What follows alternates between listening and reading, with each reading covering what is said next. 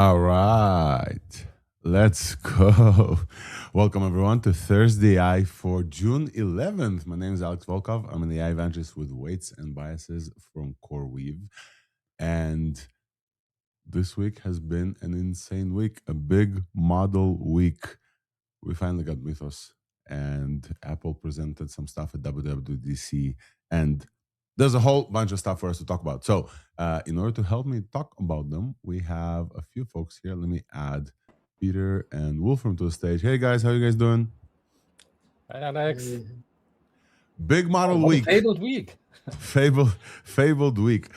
We had some, how should I say, some info that this may come in some form or another, but I was definitely surprised about how it came, about the fact that we had Mythos from Anthropic, and folks, we'll this is the show banter. We'll talk about all the details as well. But I think if you're watching the show and you're tuning in to learn about everything that's new in AI, you'll definitely hear us talking about the biggest model from Anthropic that we've ever seen, the model that they deemed too dangerous to release before. And Peter, we actually talked about this in London, I believe, a little bit, right? That they was this a marketing stunt? Was it an actual model that it's too dangerous to release? And now we finally have hands on it, and we've been testing this. All of us been debugging, evaluating, and so I'm very happy to bring the show to you and talk about Fable and Mythos. We'll add LDJ here as well. First impressions, folks. Before we dive in, before anything, first impressions. Let's start with Peter. Peter from Arena AI, by the way, joined us as a co-host for today. Welcome, Peter. Thank you so much for joining. Hey, what a week to join. Definitely an exciting one to talk about Fable. I remember we chatted about it in London, and I was thinking at the time, like, that's it, we're just never going to get anything better than Opus. So I'm glad we finally have it. I did a bit of testing kind of in my personal projects and also in Arena, and it's extremely impressive, and like some for some tasks it's just completely insanely impressive versus anything else I've seen. And then there are a few other tasks where it's just like not that good. Like, so it'll be interesting to hear what you guys saw. I can show you a few examples later, but something like, for example, you kind of research a data set and create me a visual experience to teach me about this data. Like, that's just one shot, absolutely unbelievable. Anything else was just completely rubbish before, to be honest. Then things like just kind of 3D front end, that kind of stuff is very impressive. That's also very good. In my personal projects as well, I was getting to do like code review and things like that. That was really nice. Just like very coherent, very just nice to read, understand everything and so on. It's not the case with like GPT models. It's kind of confusing, very, very technocratic kind of thing.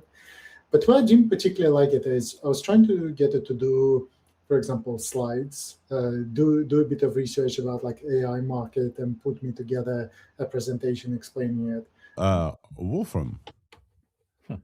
I probably should put on the acceleration glasses. You should put the acceleration glasses 100%. We finally got the big one. The big one, big model smell and big cost. The 5 is not just the Mythos 5. Actually, I evaluated on WolfBench, and the cost was in the 5 digits, actually. And the surprising thing is that it wasn't even that good because it refused so many of the tests I had that the score wasn't even the best one. So we can talk about this later. But that was the biggest surprise for me, that it didn't just rock the benchmark because of so many refusals. I even did an analysis how many tests it refused, like cracking a password or something, which you could actually have a use for yourself. But unfortunately, this model is very locked down. Other models, even 4.8, 4.7 would do. So it's not just light, there's also some shade. Yeah, I gotta wonder, Wolfram. DJ is pulling out the glasses. I gotta wonder if it's better for us to not have gotten access to it at all, or have gotten access to it in this way, where it's like refusing almost on every possible turn. And I don't know where I land, honestly. Like, I'm not sure. Like, I'd rather probably have access with the refusals. I have a strong opinion on this. It's good that it is there, and if it's refusing, okay, but it should say so. So there was this controversy, which they paddled back on, about refusing certain things, not just openly, but degrading the model quality. You posted about this as well. Yeah. And that was the biggest, the worst thing I saw about this. But All right, so we'll definitely dive into everything that happened this week. But folks, this is a big one. This is a big model week. This model has huge model smell. I think we could all agree. It's not perfect, but it definitely changes the way Anthropic talks about their models. I think one of the highlights of this week is that Tariq from the Anthropic team is said basically, this model switches us from verifying the outputs of the model to switching to trying to verify whether or not it's working on the right thing. And I think that switch is very interesting. LDJ, I see your sunglasses, acceleration sunglasses. Have you been trying out Fable? What are your thoughts? Yes, big model smell. I think it's maybe the most significant new big model smell we've had in a while. I think we had some touch of that with when Gemini 3 first dropped, with all the SVG tests and everything with that. But there, I know even till today, and I know some people might disagree with this, but I feel like Gemini still kind of it's still not as polished around the edges as the OpenAI and Anthropic models. But this is like a new significant big model smell with that polishing and everything around the edges. Yeah. My biggest issue with this, and I would love to hear Peter about this as well, and Wolfram. I have no idea how this model gets evaluated. Everything I asked this model got reverted to Opus. So folks who are just listening and maybe haven't played or maybe haven't paid the Anthropic tax or maybe focused on the OpenAI ecosystem, we'll dive into this. Fable has very strong restrictions around cyber, around bio, and I think bio risks, and around the new one is around ML and AI infrastructure at the frontier. But for some reason, even me asking for it to draft a news like a TLDR for the show got flagged and reverted back to Opus, which was just absolutely ridiculous to me. I couldn't get it to provide a TLDR without falling back to Opus, no matter how much I tried. And I think it's just the content of the stuff that it reads, but still, it was absolutely ridiculous to me. I was able to get it running, and I'll talk about this later on the show, to do some stuff on the ThursdAI website, and it was incredible. But I have no idea how you actually evaluate this. Do you guys talk a little bit about that, and then we dive in? Yeah.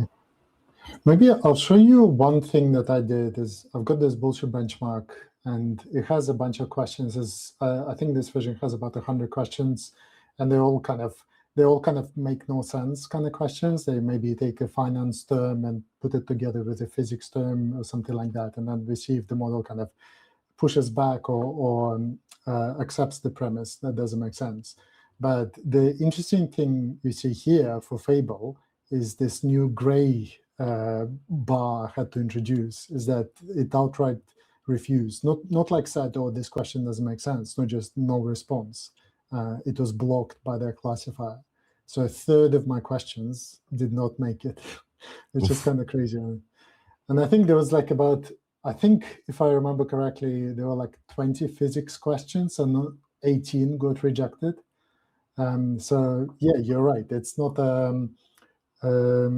it's not really working that well for testing. All right, let's ask our friend Jan Peleg here. Quick thoughts about Fable 5, Mythos 5, and then we'll start with the TLDR and dive in. Folks, just before we go there, we have a great show for you today. We have a bunch of guests. We have Swyx is going to come and talk about Frontier Code, which in one day after release, Fable took over and twice the top score on top of. We have Thor from the Google Gemini team, DeepMind team, talk about Gemini Gemini Live Translate, and then also Max Weinbach to cover WWDC. Also, like this week, Tim Cook took his last keynote stage and talked about the new Siri, which I still haven't gotten access to. I'm on the wait list, but everything I hear is incredible. So we have a great show for you. A lot of it is going to be Fable, obviously Anthropic, but we'll definitely cover everything that happened in AI like we always do. With that, Jan Peleg, welcome back to the show, man. Tell us, have you played with Fable? What's your thoughts? Oh yeah, I did. It has big model smell. Absolutely, it is impressive, 100%. But I find Opus a little bit more controllable, if it makes sense. I mean, anyone with me on this? Just more controllable, kind of more listening to you, to what you wanted, and you know, at least on my prompts, put aside the destroying your rate limits in 2 seconds. That's a thing on its own. At least on my prompts, I had to fight a little bit with with Fable to get it to the right track. What do you guys think? Wolfram? I saw the same. I saw that in the benchmarks where it had a clear task to do, and it basically said, oh, I know better and I will do it my way. Of course, the verifier then that, no, you failed, but the model was so self-confident that it did its own thing. And I haven't seen that yet in benchmarks so obviously. So that reminded me of what you said, where the benchmark tries to steer the model, but the model says, oh, I know better anyway. I do it my way, and fails. One thing I found is that I was doing some kind of difficult math tasks, things like that, and I was using GPT model to do the kind of the legwork, and then Fable to review, and then kind of going back and forth. And then when Fable was getting its work criticized, it kept just kind of explaining why I got things wrong instead of like fixing its work. And this kind of behavior just kind of threw me. It's just like, what are you doing, man? Just like move on. And I think it does have too much brain, too much personality to just get on with it and do the work. So yeah, it's definitely different. We need to get used to it.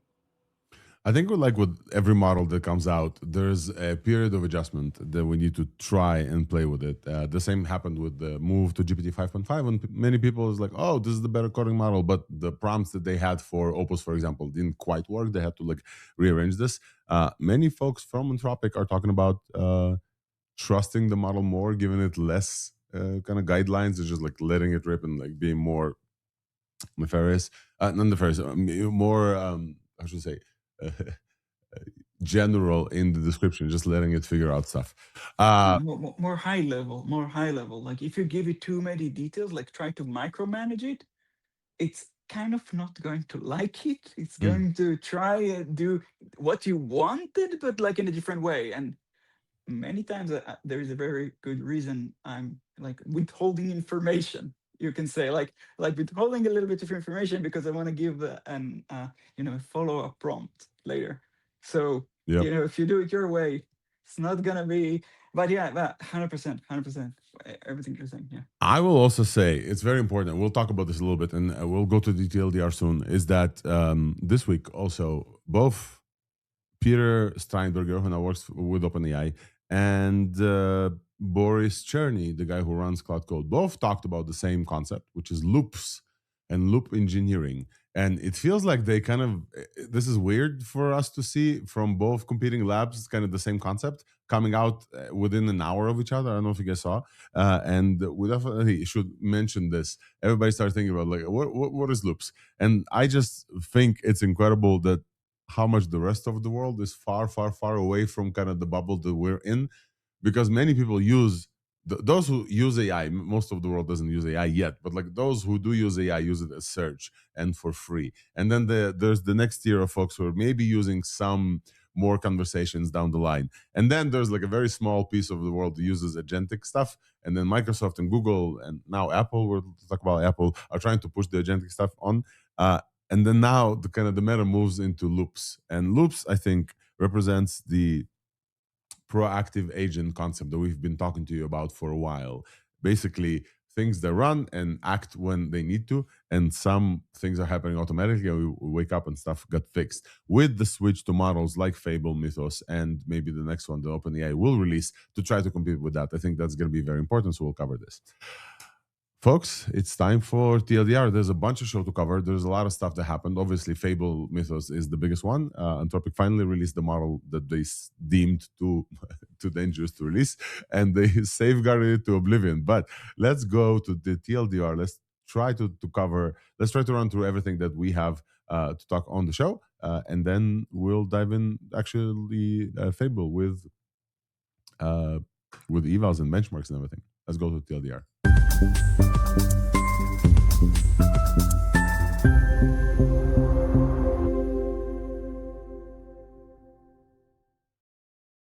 Alrighty, this is it. This is the TLDR for our June 11th show. Today with you, your host, Alex Volkov, AI evangelist with Weights and Bias and Core. We've co-hosts. We have Peter Gostev, Wolfram Ravenwolf, LDJ, and Jan Peleg, and Nisten is going to join us at some point.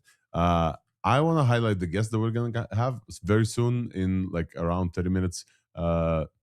Around an hour. We have Thor Shafe from DeepMind and Google to talk about Gemini Live Translate. Then we'll have Swyx from Cognition, or like advisor to Cognition, I guess, Frontier Code, organizer of AI Engineer, to talk about Frontier Code. He helped Cognition to come up with this benchmark, and Anthropic called it out on the Mythos Fable evals benchmark list.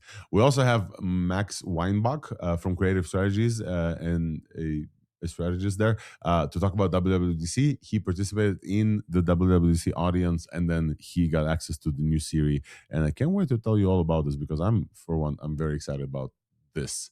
We've talked to you about Apple Intelligence for a while. We got very disappointed for a while, and now maybe finally there's glimpses of Apple catching up, and I think it's going to be very, very exciting. In the big companies and the APIs and LLMs, obviously the big thing we have to talk about is Anthropic ships Claude Fable 5 and Mythos 5. This is the same model with different restrictions. Mythos 5 is only available via the project Glasswing that we told you about before, and the one that we have access to is called Fable 5. It's a Mythos class model, state of the art. I want to switch to this view to tell you state of the art on nearly every benchmark.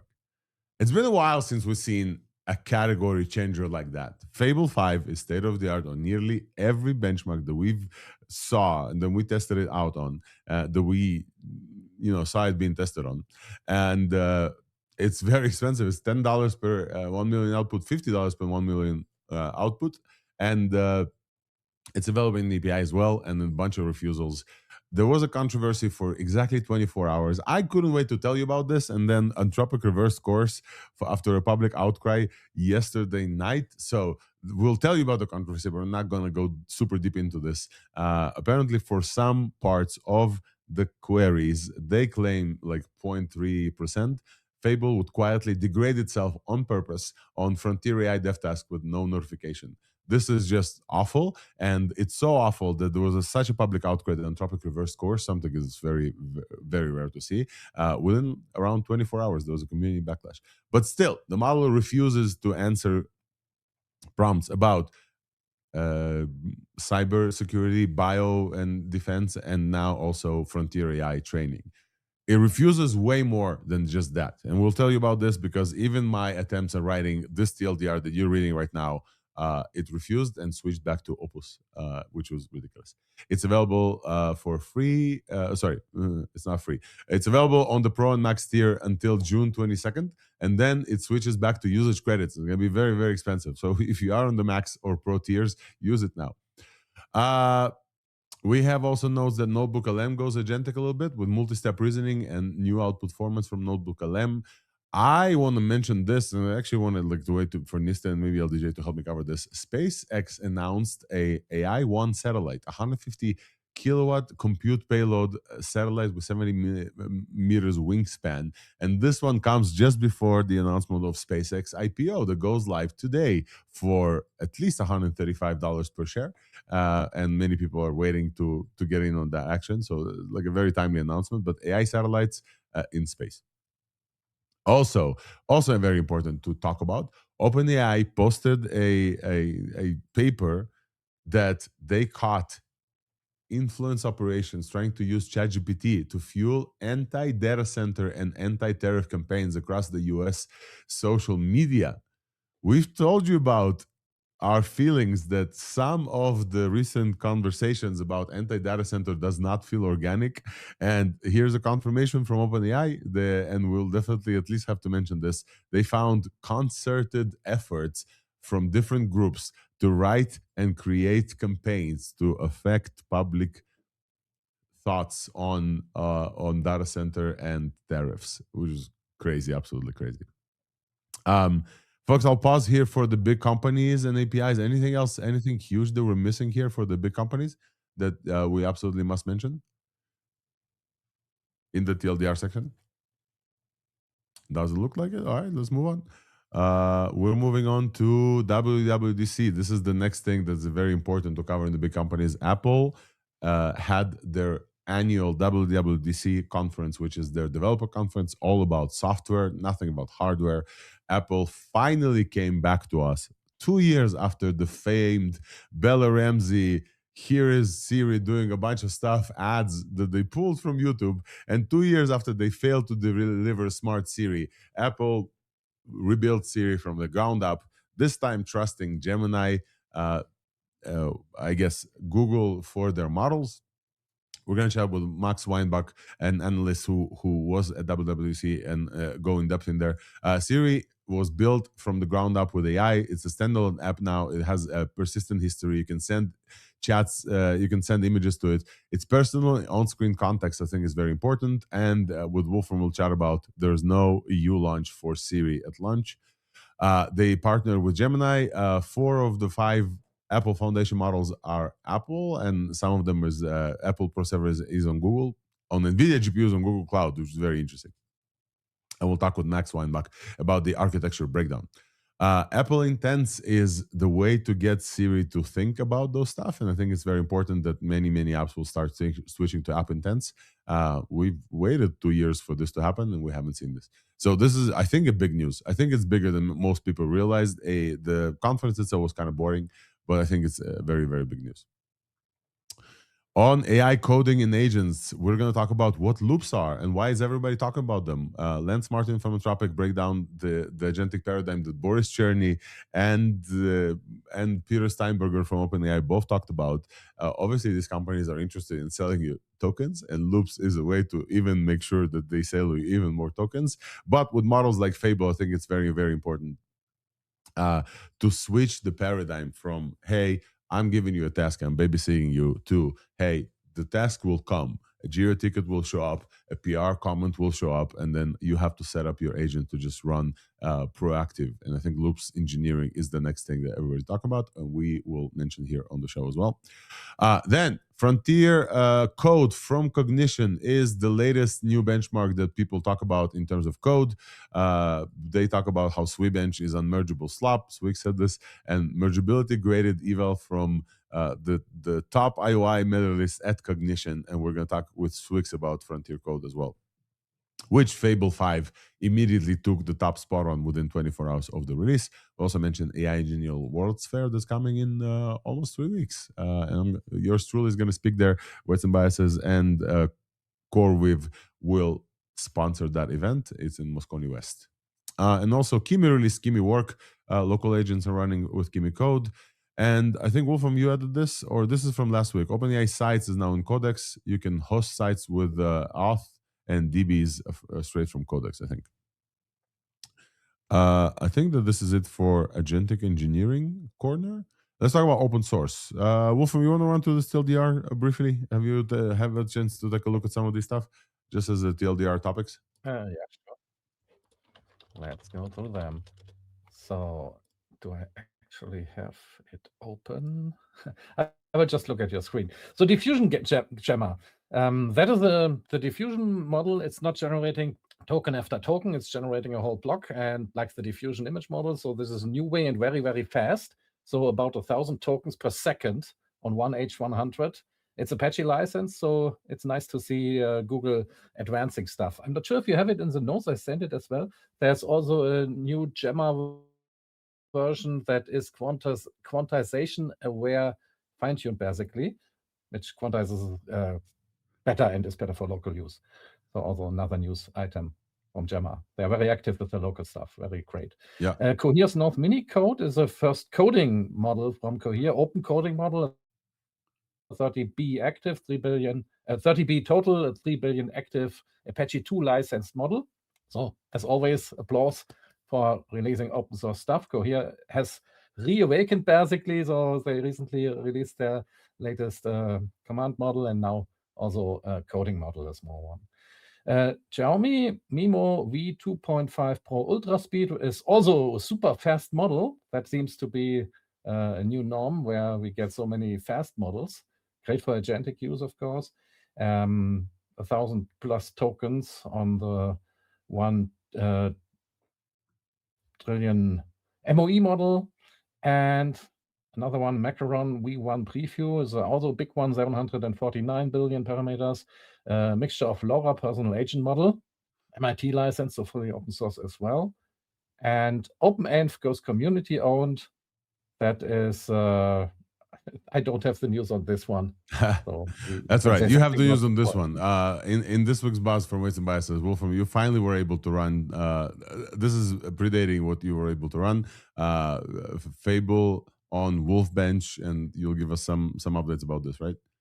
Oh yes, that was an expensive run, but I think it's worth it because it's the Thota model right now, and it's important to look at it in different ways. Yep. So then we'll switch to voice and vision. We'll have Thor Schaaf from Google DeepMind to talk about Gemini 3.5 Live Translate. It's a streaming speech-to-speech model, and it has 70+ languages, and it's very, very cheap, 2 cents per minute with Synth ID as well. Flux launched client on device, sub 5-second agent generation. Let's see, Reka and Moon Valley got merged together, world models and robotics. And I think Open Video Tool CCL2, control to character animation. I think, folks, that's pretty much it. There's a bunch of other stuff, but I think it's pretty much it. It's time for us to start talking about Fable. I think it's time for us to talk about Fable, folks, because I think this is the big item. So let's switch gears here. Let's pull up. Anthropic launches. We already mentioned this multiple times. So folks, this is what we want to talk about, I think, the most. Big model day, big model smell. What did you run with Fable? Folks, Fable burns through tokens. I want to run through the panel here and talk about what did you test Fable on or Mythos on? And was it worth the very high intelligence that Anthropic deemed too dangerous to release before and then release? And then we can talk about some of the constraints and the requirements. Peter, I want to start with you. We invited you. You're a new co-host here. You work at Arena. You guys evaluate everything. Also, we chatted last week about Arena agentic evals, and now Fable is by far the #1 on the agentic evals, right? As well on Arena. So, would love to hear from you a little bit of your experience with Fable since it launched. Yeah, so I was lucky enough to just not have to pay out of my own pocket and just use agent mode with employee access to Fable. So that was nice. I'll show you a few tests. I just opened a couple, just kind of at random. So this one is something I particularly liked. And you can see the prompt here, and it's basically saying, just research some impressive data set, visualize it, teach me about it, that kind of thing. And that kind of stuff just never used to work. It just was like, it was not even worth trying. And this to me feels just like done. You know, maybe if I think hard, maybe I can give some suggestions to how to improve it, but this just looks amazing to me. Yeah, so that's like one example of the thing that it does well. Then, you know, all of these 3D generations, that's always fun. And I'm not showing side by side, but I can tell you this is the most accurate, coherent, like all the elements make sense. That is crazy. Nodes connect. Yeah, so much of this, like previous ones did okay, and then you look at it, it's like, oh yeah, things don't really make sense, and yeah, but this one actually comes together as a CG, so that's really cool. Grand Budapest Hotel here, it's like amazing. What else can you expect, really? Just like things moving around and so on. So this almost feels like I don't know, it's kind of solved. Not like entirely. I had a few generations that were like worse than this. But for the most part, this is just amazing. I didn't feel like it was that good at like games. I know a few people were showing some great gaming examples. I didn't feel like mine were coming out very well. There's still this kind of sloppiness about just games not actually being games, and just kind of, I don't know, you're kind of moving around in simulation or something. So I definitely had that. But yeah, a lot of impressive stuff here. Maybe I'll mention the agent leaderboard. So we are very timely released from us in terms of getting the leaderboard from the agent arena. And the way it works is basically what I showed you, in terms of you can put in a prompt and then can research, and like you can do code, you can do kind of knowledge-based tasks, things like that. And then what we do is it's not kind of side-by-side. Like if you use Arena, that's how we normally do it. Kind of you get two responses, you don't know which model is which and so on. But in here, you just get the response. And then we kind of monitor more and assess more kind of implicit. And there is a button to say like you explicitly like it or not. But otherwise, we monitor more implicit signals, like whether you've downloaded it, whether you like interacted with it, whether it like hallucinated any tools, things like that. So it's like in here, we can see the net improvement here, which is kind of composite of other terms, is really, really high here. And actually, maybe Wolfram, I think you mentioned at the beginning is, or maybe a few people mentioned is steerability here is actually really low. So that's something we're picking up as well. Let me just find this in here. Oh yeah, what does that mean, by the way? What is the steerability mean? Yeah, so one way that we measure it is basically, let me get this right. If you are kind of asking for something, and then the way you kind of, what does the follow-up look like? Basically, did it do what you asked it to do, or are you asking it again, kind of thing? So, and in here, oh yeah, Fable is like 17th on that. So we're going to keep an eye on this. This is quite early score as well, and we want to like see if the methodology is really coming through. But so far, there's kind of, I would say, matches what you guys been saying. This is kind of cleaner view of this, so it's like really by far the better one. And maybe let me show you, this is kind of our slightly older arena, but it really comes through here, is in terms of the front end design. So not just design, but kind of front end of the app. So people would kind of generate these either websites or little apps or something, and they can compare side by side. And then Fable here is just smashing it completely, even versus like Opus models. And if you look at it like that, in terms of what's the win rate, it's 72% of the time it wins the battle. So, which is like insane compared to. All right, so here I want to add kind of like my attempt with Fable as well. Obviously, folks, you know that I don't do any production coding, but what I do is to try to bring you like the best like ThursdAI news as well. And I have to try out all these models.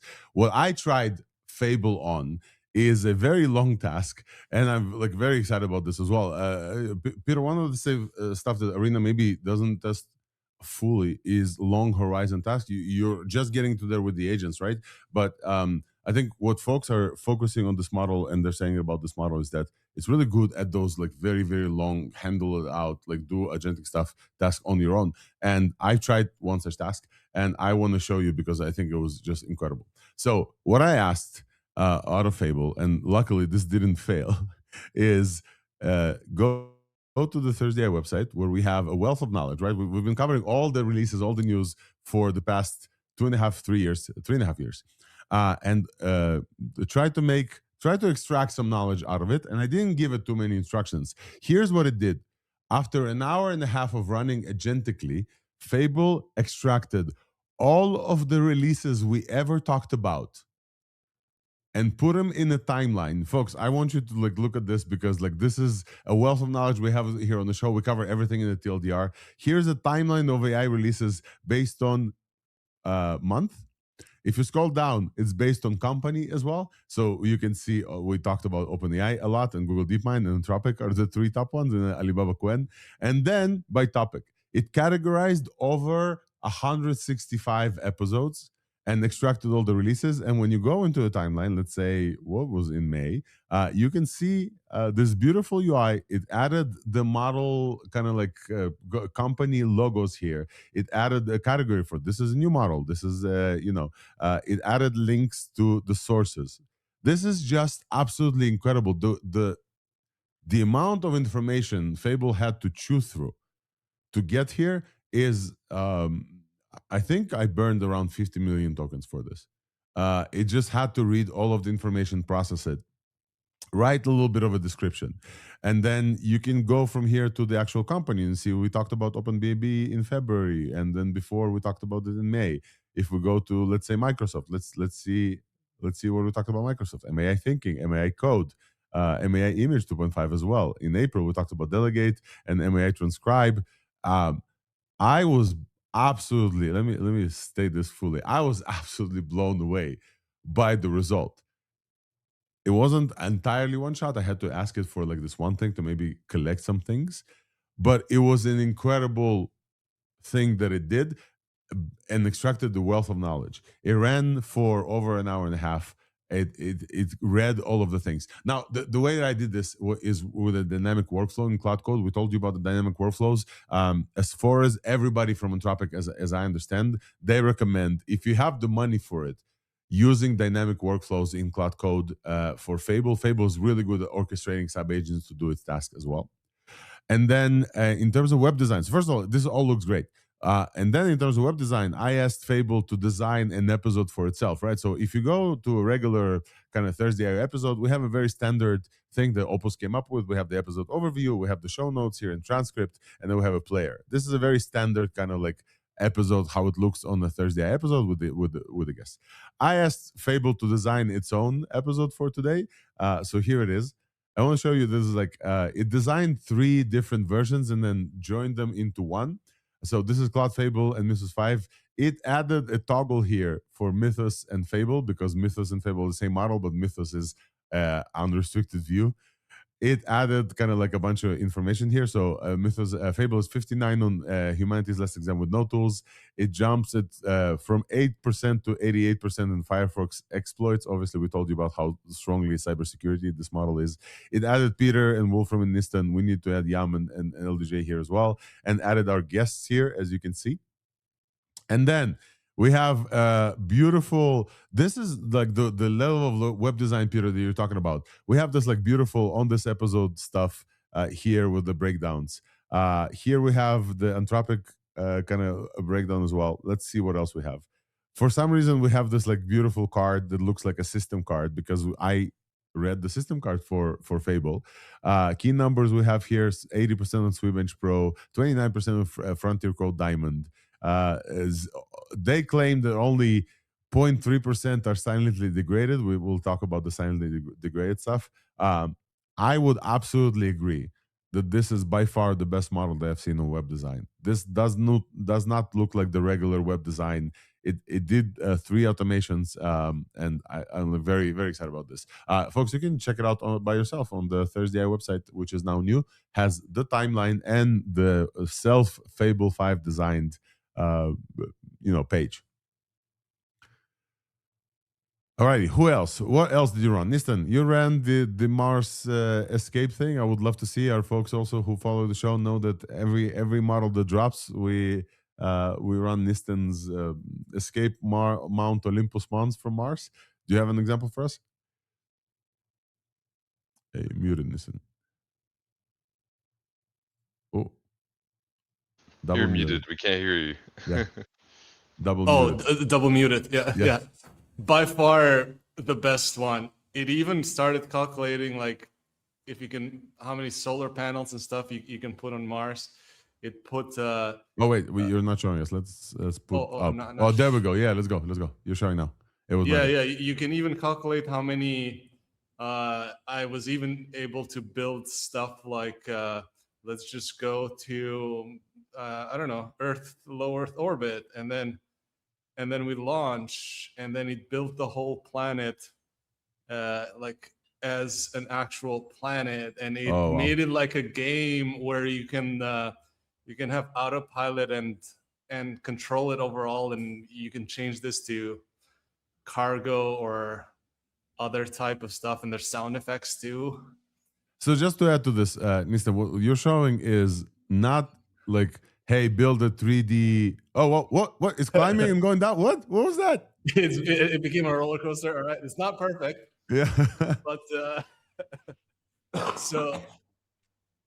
so now it will attempt to go. Oh, and it built the whole solar system. Are you serious? Yeah. So you have all the other planets. This is okay. We'll try to go to Earth, and you can zoom in, and yeah. So now it will attempt like an orbital maneuver. It's insane. It's on another level. There's Jupiter over there. I don't know if people can see it in the compressed one, and I've posted this on Twitter. People can play around with it and continue making it into a game. This is crazy. This is absolutely crazy. This is Let's insane. just tell folks like what we're talking about here. The Mount Olympus Mons kind of like prompt that Nisten has been testing is all about math and whether or not the LLM can calculate the right like escape velocity speed that the like a rail needs to have on Mars, right? Only at some point later you added the hey, make this like a visual simulator. At no point though we haven't seen this level of detail. This is absolutely crazy. It gets crazy. If I add more rail cars, it makes the space train longer, and then I can go and launch again. So now I have like a much longer train, and it even put like little people in there.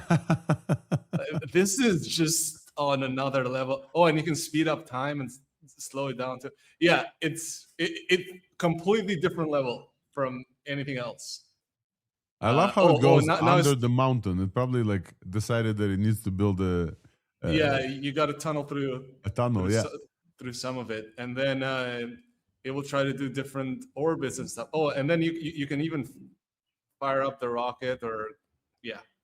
Anyway, we've compared this to all the other models for the rest of the audience here, and this one is completely nuts. Like it will do full out calculations of how much this will cost, so you can do a whole build and cost thing, like how many solar panels and how much in situ iron utilization. This is someone who's into physics or astronomy or terraforming. Like this is the best thing ever. And you didn't get a refusal while building this, right? Like it built it out properly. Yeah, for Martian stuff, no. For anything anatomy related, medical related, I had to change and remove medical and anatomy terms from my app in order for it to even work. So I think it's time for us to talk about the kind of the refusals. While this model is like Mythos class model and it's absolutely mugging everything on pretty much every benchmark that we tested it on, or at least we saw. It's not all of them. Obviously, the instruction following is not the best one. Anthropic released this model after telling everybody that it's too dangerous to release, and we thought maybe it's marketing, maybe it's not that good. It kind of feels that good after a while. Folks, I think we're in agreement that this is like a big step up, but they released it with heavy guardrails, very heavy guardrails. So let's talk about them. Yama, I want to hear your thoughts. Let me just like preface this with the fact that Anthropic originally said everything about cybersecurity is locked in Fable. So Fable 5 and Mythos 5 are the same model, same weights. Mythos 5 is only available in the Project Glasswing that they have offering to different companies to do cybersecurity protection. But if you try to ask Fable 5 anything about cybersecurity, anything about bio or medicine, anything about frontier AI research, which is the worst one we have to talk about, it will refuse. And for the first 24 hours, they also wanted to silently refuse without even telling you and just silently degrade the quality of the model responses. That got such a big outcry that they reversed course just like less than 12 hours ago. But yeah, I want to hear your thoughts about the restrictions that we got and whether or not it's better to have access to Fable with restrictions or not have access at all. I just want to say that it's a little bit convenient that as soon as you got a deal for to source some extra compute, all of a sudden it's not dangerous anymore. I just want to put this out there. All right. I'm just saying, I think we just got the model. Maybe we got a little bit of a guardrail on it, and maybe the guardrail had, I don't know, started as a little bit too much, and it might be reduced. Let's just put the whole PR campaign over it and just speak about to the subject itself. The model is great. Seriously, I mean it's just great as marketed. Even more, in my opinion. It feels just. I just posted this on X. It's crazy that Fable low is better than Opus extra high on nearly everything. I mean, there is not even overlap. It's not I an mean, incremental step. It feels like yeah, a step function step across many of the tasks that we have, and also cost wise, right? Because like I've been burning 2 tokens like almost immediately. The task that I showed you with extracting the timelines finished my 5-hour allotment from the max tier in an hour and a half. That's it. Like it was just gone. sounds like AI in 2026. Yeah, Like, yeah. you fire one prompt, that's it, rate limit. That's how it is today. I just want to say, it's a completely different experience than the competitor models that are more kind of like fire and forget, work for long. Here, most of the things are, we measure the model by one-shotting crazy things. And I think it's worth mentioning the two sides of this. Models that go and solve very, very hard extreme. I mean, even if you are Fable and so on and so forth, there are tasks where you need to just debug and generate traces and things that just inherently going to take a lot of steps. And it's worth thinking about which model is good for which case. I'm not saying that Fable is not good; it is absolutely great. I'm just saying we haven't seen yet, probably because everyone is burning their rate limits, but we haven't seen yet like a full day run of Fable doing something, and it's worth mentioning.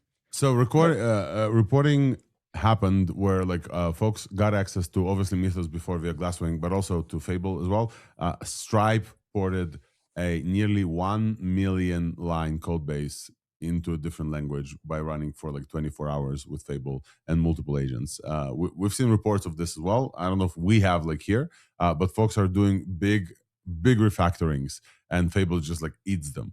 It does feel like we're getting to a point where kind of the regular tests that we have, the one-shot things, the games, the little things, are not utilizing the strength of this model. This model is strong at the long horizon, long-running tasks, specifically by spinning up a bunch of it loves spinning sub-agents. This is crazy. Like I asked it something, 7 sub-agents spun up and all of them are spending money. I was like, whoa, whoa, whoa, whoa. I just asked you to go read Twitter. I don't need another sub-agent reading Twitter.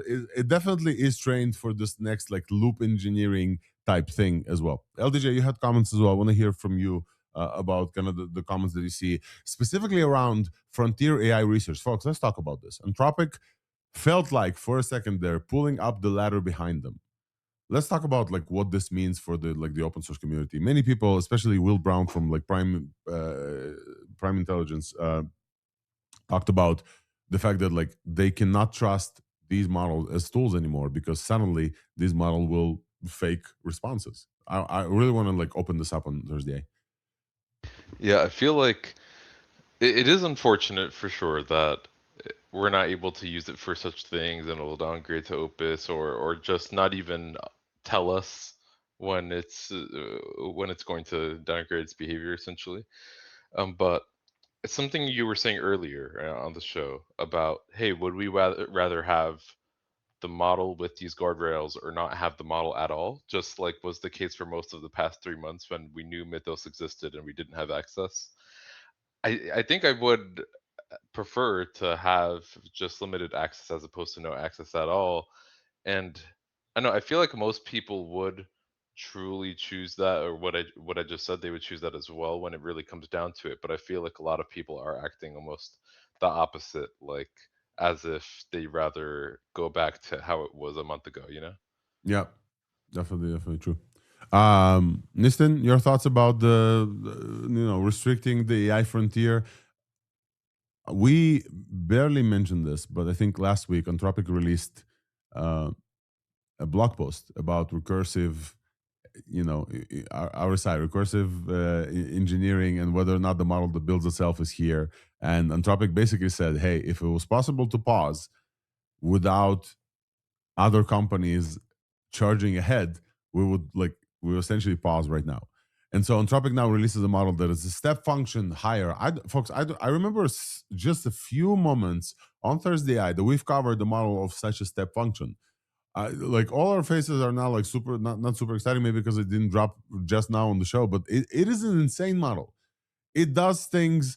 It rides well. Like the distances. I think it's very important, Peter. We talked about this. It's very important to see the delta between the previous models and this model on benchmarks. Not only the numbers on benchmarks, the numbers are state of the art across everything. It's important to see how much stronger it is on benchmarks because they're getting saturated as well. And then Anthropic is so far ahead that they're saying, hey, this is essentially our way to pause. You cannot use this model to train other models in open source. You cannot use it to still. Luckily, it's no longer silent refusals, but I think it still means a lot to talk about. Like what in this context, what is important and how can people trust their tools? I, for example, got refusals all over the place by just running ThursdAI content. And I don't know how people who can actually decide to pay for these tools can trust this model to be there. Nisten, I want to hear your thoughts on this. Yeah, we're at a very interesting singularity event horizon point right now that, okay, let's cover the bad side of the Anthropic release. There was a lot of hate pretty much from the community. One was the terms of service had changed, where they can hold some stuff for 2 years and some stuff for 7 years. Also, it's unclear now whether they can train on the data that they hold from their official privacy policy. Anything that involves any kind of neural net, for example, in my case, it's like a fall detection and post detection thing for seniors' homes, because that's what I'm doing now. And that had a tiny little neural weight, which is 400 kilobytes. And that threw it off. So a lot of people are like, come on, this is becoming too much now. It feels like there's something else going on. My opinion on that is that we're getting to the point where most of the business value and things like healthcare, law, accounting, and even other basic business processing parts, they can be done by like a 30B model, a 27B or a 30B. They're almost there. They're not quite there. The agentic ability is still a bit unreliable. But yeah, when it comes to things like bookkeeping, holding inventory, looking at X-rays, the small models are becoming good enough where they can cover most of the economic utility of AI in general. Now, there's still amazing room for growth, but it puts the companies to an interesting spot where they're like, if we're going to have further going economic value and justify that to our investors, do we still let competitors make a lot of small models? And this is extremely interesting because, again, for any government or any place, 2/3 of your budget, and usually end up being healthcare and education, you don't need a frontier model for that. You can just use an open source stuff. So now, I want to ask you, sorry to interrupt, what is Anthropic so afraid of to put such strong restrictions on bio and defense? They're right in some ways, because a lot of cybersecurity The practices are really bad, have been over the years. So I've even seen banking apps over the last 10 years post their entire source tree, post stuff. So people don't have good cybersecurity discipline in the first place. So an LLM is pretty easy for them to exploit that, and something that has good agentic ability. So they are right in that regard on the cybersecurity. And I would say on stuff like making viruses and things too, sure. But this feels like it's a lot more than just that. So this is from the system card on Anthropic that I read and posted a thread about. With many previous models, we're treating Mythos 5 as CB1 and applying ASL 3 protection for Fable 5, including blocking classifiers against CB1 misuse. CB is their chemo and bio weapon kind of training. Still, we think that Mythos 5 is near the border of our threshold. Basically, what Anthropic is saying here about CB2 is that the ability of model to create chemical and biological weapons is very, very close. Like Mythos, not Fable. Fable is Mythos level, but with refusals. Mythos can be very close at creating novel bioweapons. Not existing bioweapons, just like make them for you and give you instructions, like novel bioweapons. And Anthropic is saying basically Mythos is very, very close. And the reason why they got there is because it was able to create solutions to like 6 out of 18 problems that it posted faster than let me just say, call this out, okay? At the end of this exercise, 2 of the 3 generalist biologist teams outperformed all 3 specialist teams on both scientific and quality and feasibility, suggesting that access to Cloud Mythos 5 nullified the difference in specialist knowledge. Expert graders estimated without AI tools, the strategies and implementation protocols developed by teams would have taken 40 to 95 working days to produce. With Mythos 5, the 2-person teams accomplishes in just 16 hours. Anthropic is showing that generalist chemists, generalist scientists can get to the level of experts within 16 hours. And this model is basically destroying the capability gap, the knowledge gap between experts and generalists. And with this model, they can getting to the threshold of crossing the novel novel cures, diseases, but also novel bioweapons stuff. And I think that that's like very, very telling and interesting. And this is why they're restricting a lot of it. Let's talk about coding as well. I think we have our friend Swyx here. Let me add him to the stage because Swyx, welcome back to the show. Folks know Swyx as the host of Latent Space, co-host of Latent Space, advisor to Cognition as well. And Frontier Code is something that you guys launched. And then within 24 hours, Claude Fable 5 took the #1 spot on Frontier Code. We're just like talking about the different, how should I say, reactions on Fable 5 from ourselves. Would love to hear from you. First of all, your reaction, your gut feelings about this model, and then we can talk about like the Frontier Code capability jump as a step function, almost jump in Frontier Code. Yeah, I mean, so there's a internal AGI count inside of Cognition, which is basically just inside of Slack, grouped by weeks, the number of times AGI is said. And so then, just like folks mentioning the word like this is AGI. Yeah.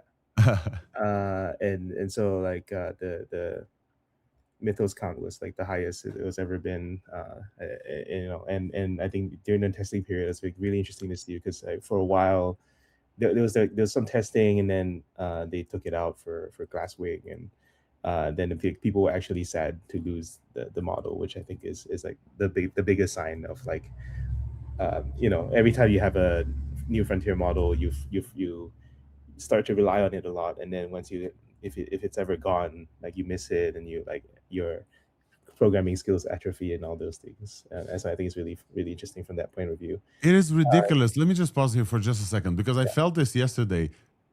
Opus 4.8 is a great model. It was a great model yesterday and the day before. And now the second that I see this little notification like, hey, we detected something that we don't like, and now we fell you back to Opus 4.8, I feel like I've been like artificially dumbed down. And it's been a day. I have no idea like what's going on and how are we so hedonistically adapting super quick. Maybe it's all in our heads, but It's been taken away from cog engineers, and they've been sad. But now it's back. So tell us about kind of like, to be clear, like if you haven't been part of this process, I think it's quite interesting. Like they're all released under code name. You have no idea what you're testing. They just give you a code name and then you just like try to figure it out. And they give models all the time, take it back. Like, you know, it's a part of like, you know, try this out. They see, you know, is this good? Not good? Okay, we'll take a different one. So you actually don't even know. Yeah, I mean, you know, and very long running, also slower. I think so we obviously don't have pricing before the launch, but like I was like quite positively surprised it's only 2x price. I think it could have been easily 5x, and I think it'd be good. And then yeah, I mean, I think frontier code is something that Cognition's been working on, like started work on it like a year ago. Basically, you know, like wanting the next set of evals. So Cognition every year has a different sort of eval set. Like the first year was Cognition Golden, which is what the company launched with. Then there was a thing called Junior Dev, which got some publicity last year. And this year, you know, they have me for naming, so I named it Frontier Code, which seems to have a little bit more aura.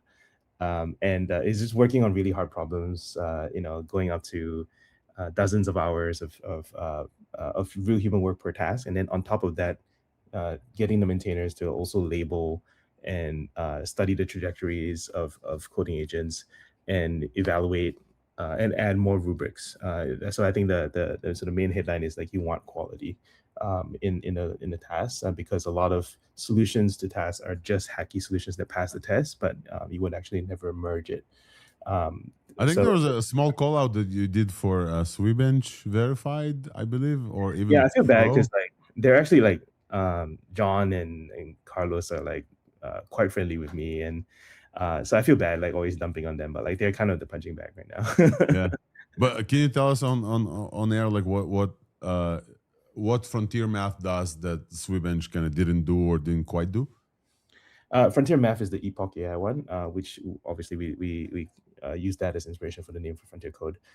So like very simply, there's a few dimensions in which there's been improvements, right? So did you know that SWE-bench is like 75% Django issues? So like it just tests your ability to memorize the Django repo. And so like it's obviously started with Python. They have multilingual, multimodal versions. But if you look at the distributions that we publish for Frontier Code, there's a lot more like real world stuff, including C++ and C# and Java, and, you know, the stuff that like you wouldn't really prioritize unless you're really focused on the sort of customer distribution there. I think it's one of the other charts. This one's interesting. Okay, so this one's a little bit spicy. We almost didn't publish this one because there's like some people of the team, they were like, oh, you know, we got to be nice to our friends. Like, anyway, so we ran independent evals on like the results of SWE-bench Pro and DeepSWE versus Frontier Code. It's a thing that we acknowledge calling trajectory analysis, but we did not go into details on purpose.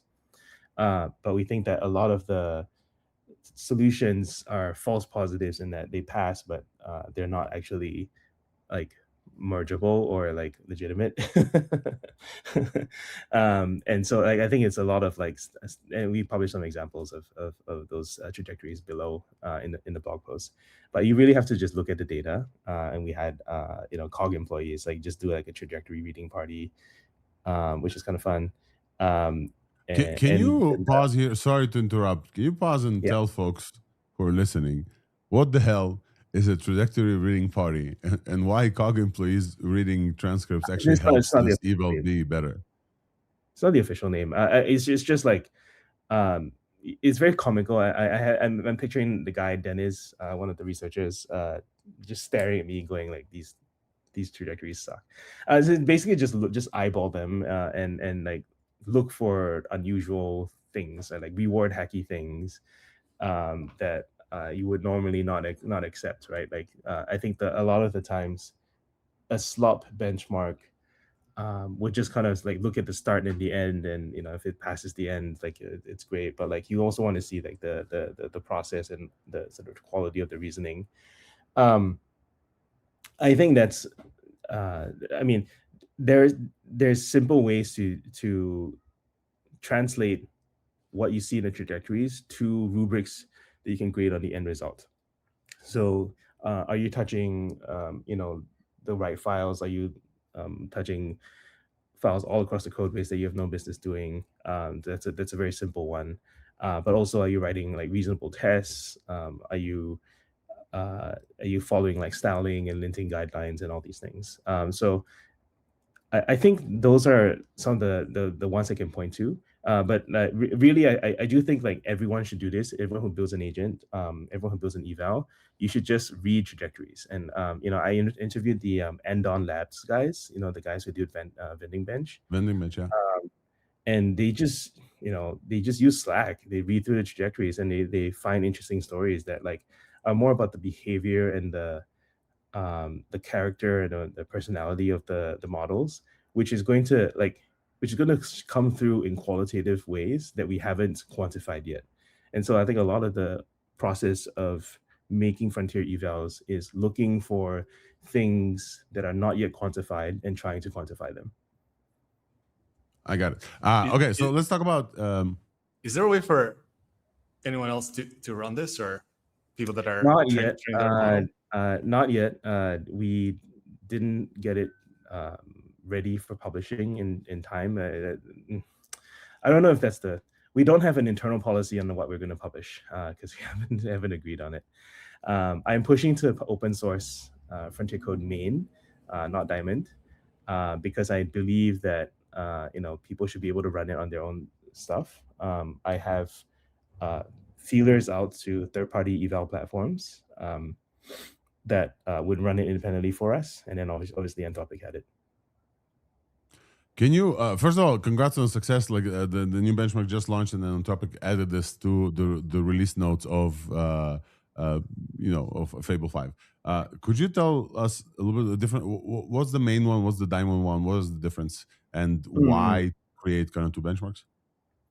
Three tiers. It's very, very common practice. GPQA has 3 tiers. Frontier Math has 4 tiers. I mean, even SWE-bench has SWE-bench Lite. It's just like you want to slice the evals by difficulty level, and so that you can kind of understand different grades of model challenge. Let's just call it. So I would just say, like, for example, last year's models would be more relevant for Frontier Code Extended, the full set, whereas this and next year's models will probably be focused on Diamond. Main is kind of like the blend of the two. Main is the blend of the two. All right, Swyx. So okay, let's talk about the big thing in the room. You guys released the benchmark. There was completely changed a day after, 24 hours after you released kind of it publicly. Fable 5 took kind of the absolutely state of the art on the main one. I think on Diamond as well.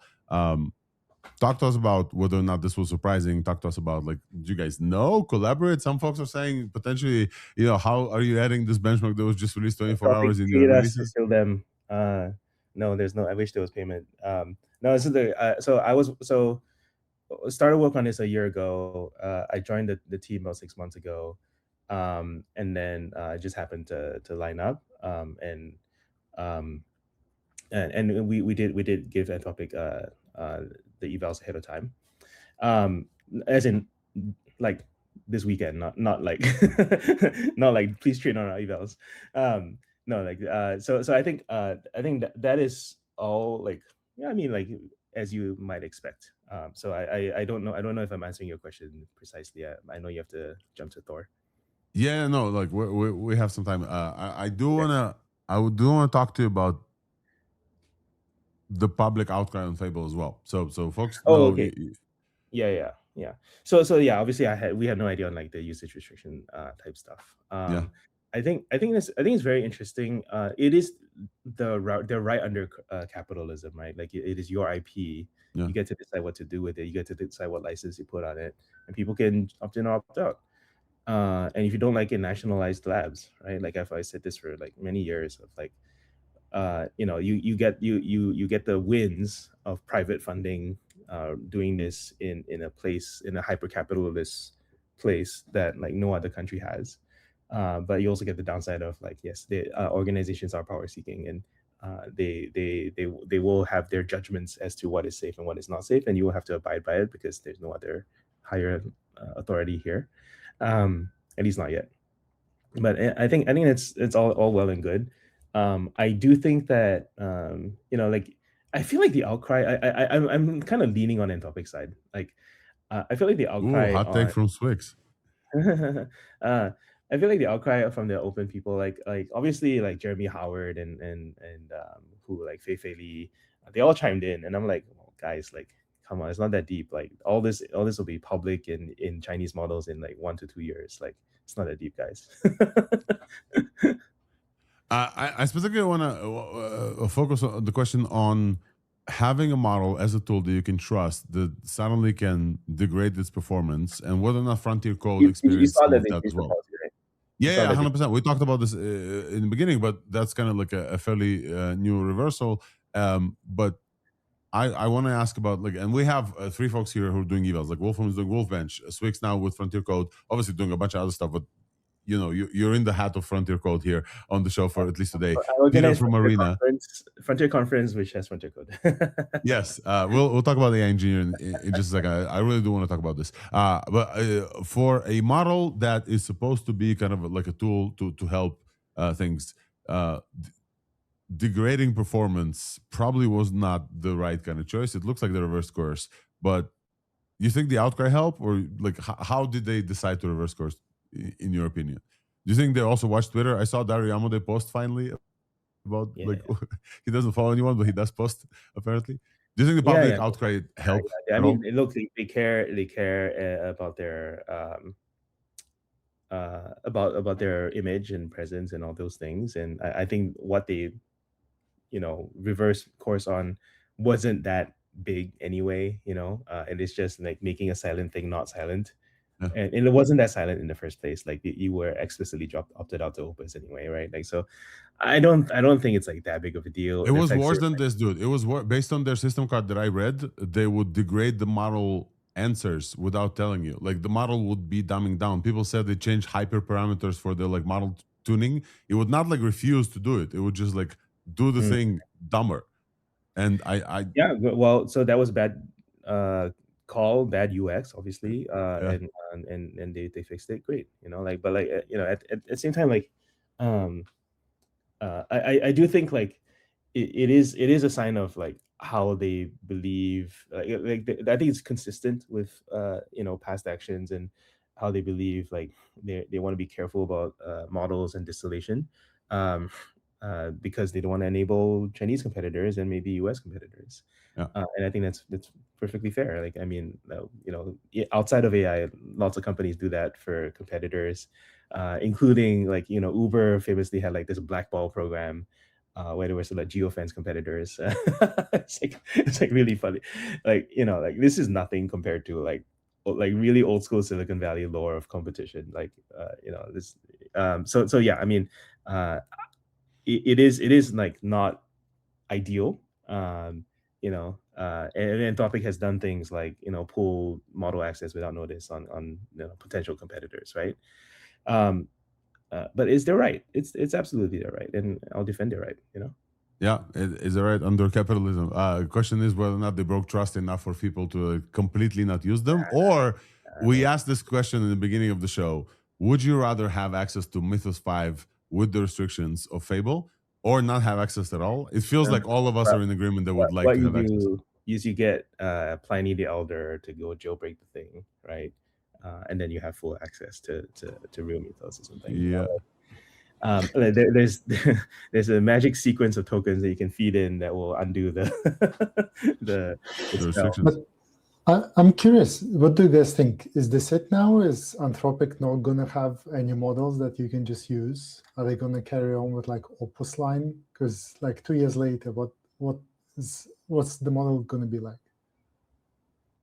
I think they're probably going to loosen restrictions a little bit compared to what it's currently at. I think it probably makes sense from their viewpoint to have it overly restricted on initial launch and then remove things slowly, as opposed to having things under restricted on launch and then slowly adding things.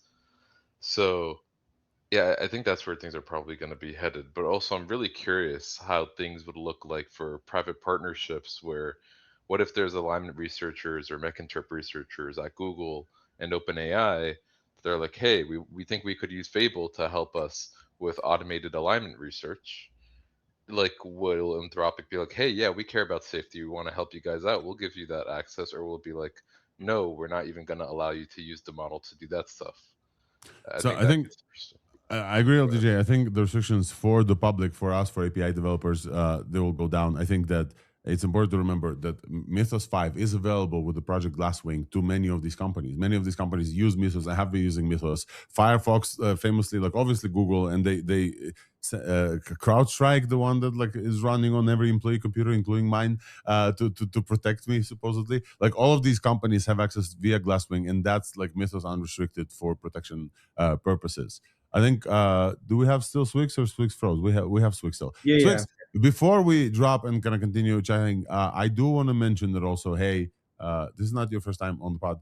Last time you were here, we were both in London chatting about whether or not developers should still London read went code. so well. Oh my god, yeah. And I do want to ask you about the upcoming AI Engineer one. Could you talk to us about AI Engineer World's Fair that's coming in a few weeks? Stress level from you, and also tell us very about high. like what's going on here. Like what are we about to see? Yeah, stress level very high. This is basically our largest conference is San Francisco, of course. We double every year. So last year we were 3,000, now we're 6,000, and it looks like 6,000 people. Jesus Christ. And every lab, and I think that what's interesting about this is really it's so each room I have is 500 people, and I have 12 of these rooms. I embed so it's 500 times 12 is 6. Yeah, I'm basically running like 12 simultaneous conferences for 3 days.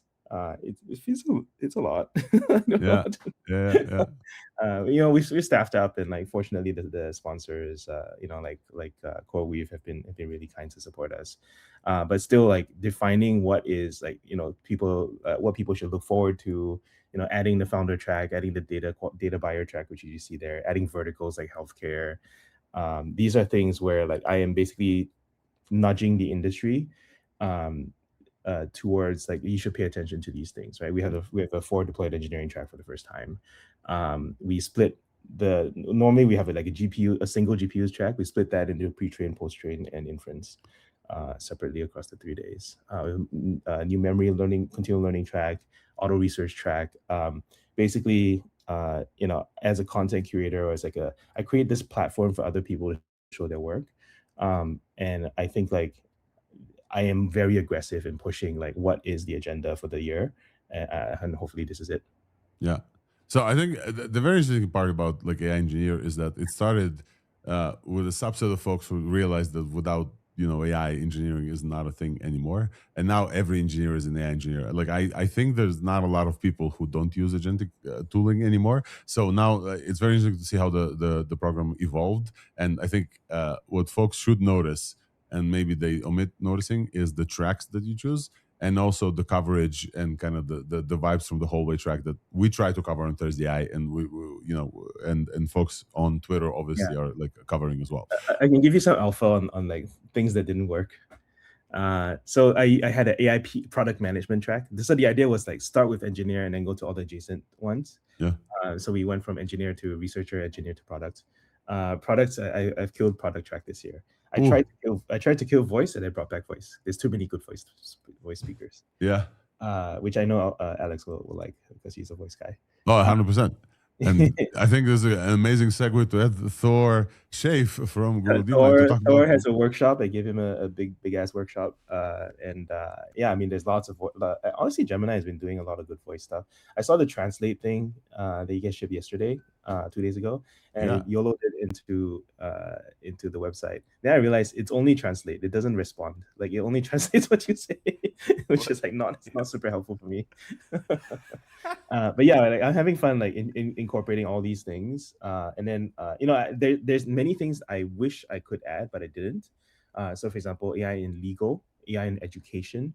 There's education has a kids angle as well.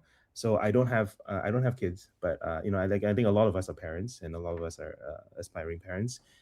So there will be actually a separate AIE Kids Day the day before the event that some parents are I heard organizing. about that. I wish I could bring my kids there. I think it's super Every cool. parent wants to you know, obviously figure out how to bring up their kids in this new age. So yeah, you know, I think the main idea is AIE will be the sort of top industry conference that people like learn what's going on, meet their friends, and even increasingly start to share research. We have poster sessions for the first time, as well as buy data, which will be the sort of preview for AIE Data, which is a conference that I'm incubating. I think the most important question is, will the AGI pills be back? Yes. Yes. And we have more good swag. So, you know, one of my favorite moments is like, because I can just like change anything I want in the thing, right? So the water stations where there's water, I have a calculation of 1 cup of water equals to 720 ChatGPT queries. So just to try to dispel the myth of data centers' use of water. I love it. Well, we'll be there covering AI Engineer World's Fair. It's in 3 weeks. Swyx, we know you're a busy dude. Thank you so much for coming up and talking about Frontier Code. And AI Engineer. We'll obviously be covering this live. I'll have a talk there as well. Thor has, Wolfram is talking as well. We're all over. WolfBench. Yeah, talk about WolfBench. Yeah, you know, just collecting all the good folks and giving them a stage. All right, Swyx, thank you so much. We'll chat with you more, kind of, I think, on the engineer if you'll have time. But folks, look out for our coverage. If you cannot make it, we try to do our best to tell you about like what's going on. Obviously, with 16 tracks and 3 days is going to be nearly impossible. We'll try anyway. Swyx, thank you so much for coming up, folks. Check out Frontier Code and obviously go listen to Latent Space. Thanks for coming, man, and thanks for giving us a layup for the voice part. And now we have Thor Schaaf from Google DeepMind, developer experience with Google DeepMind.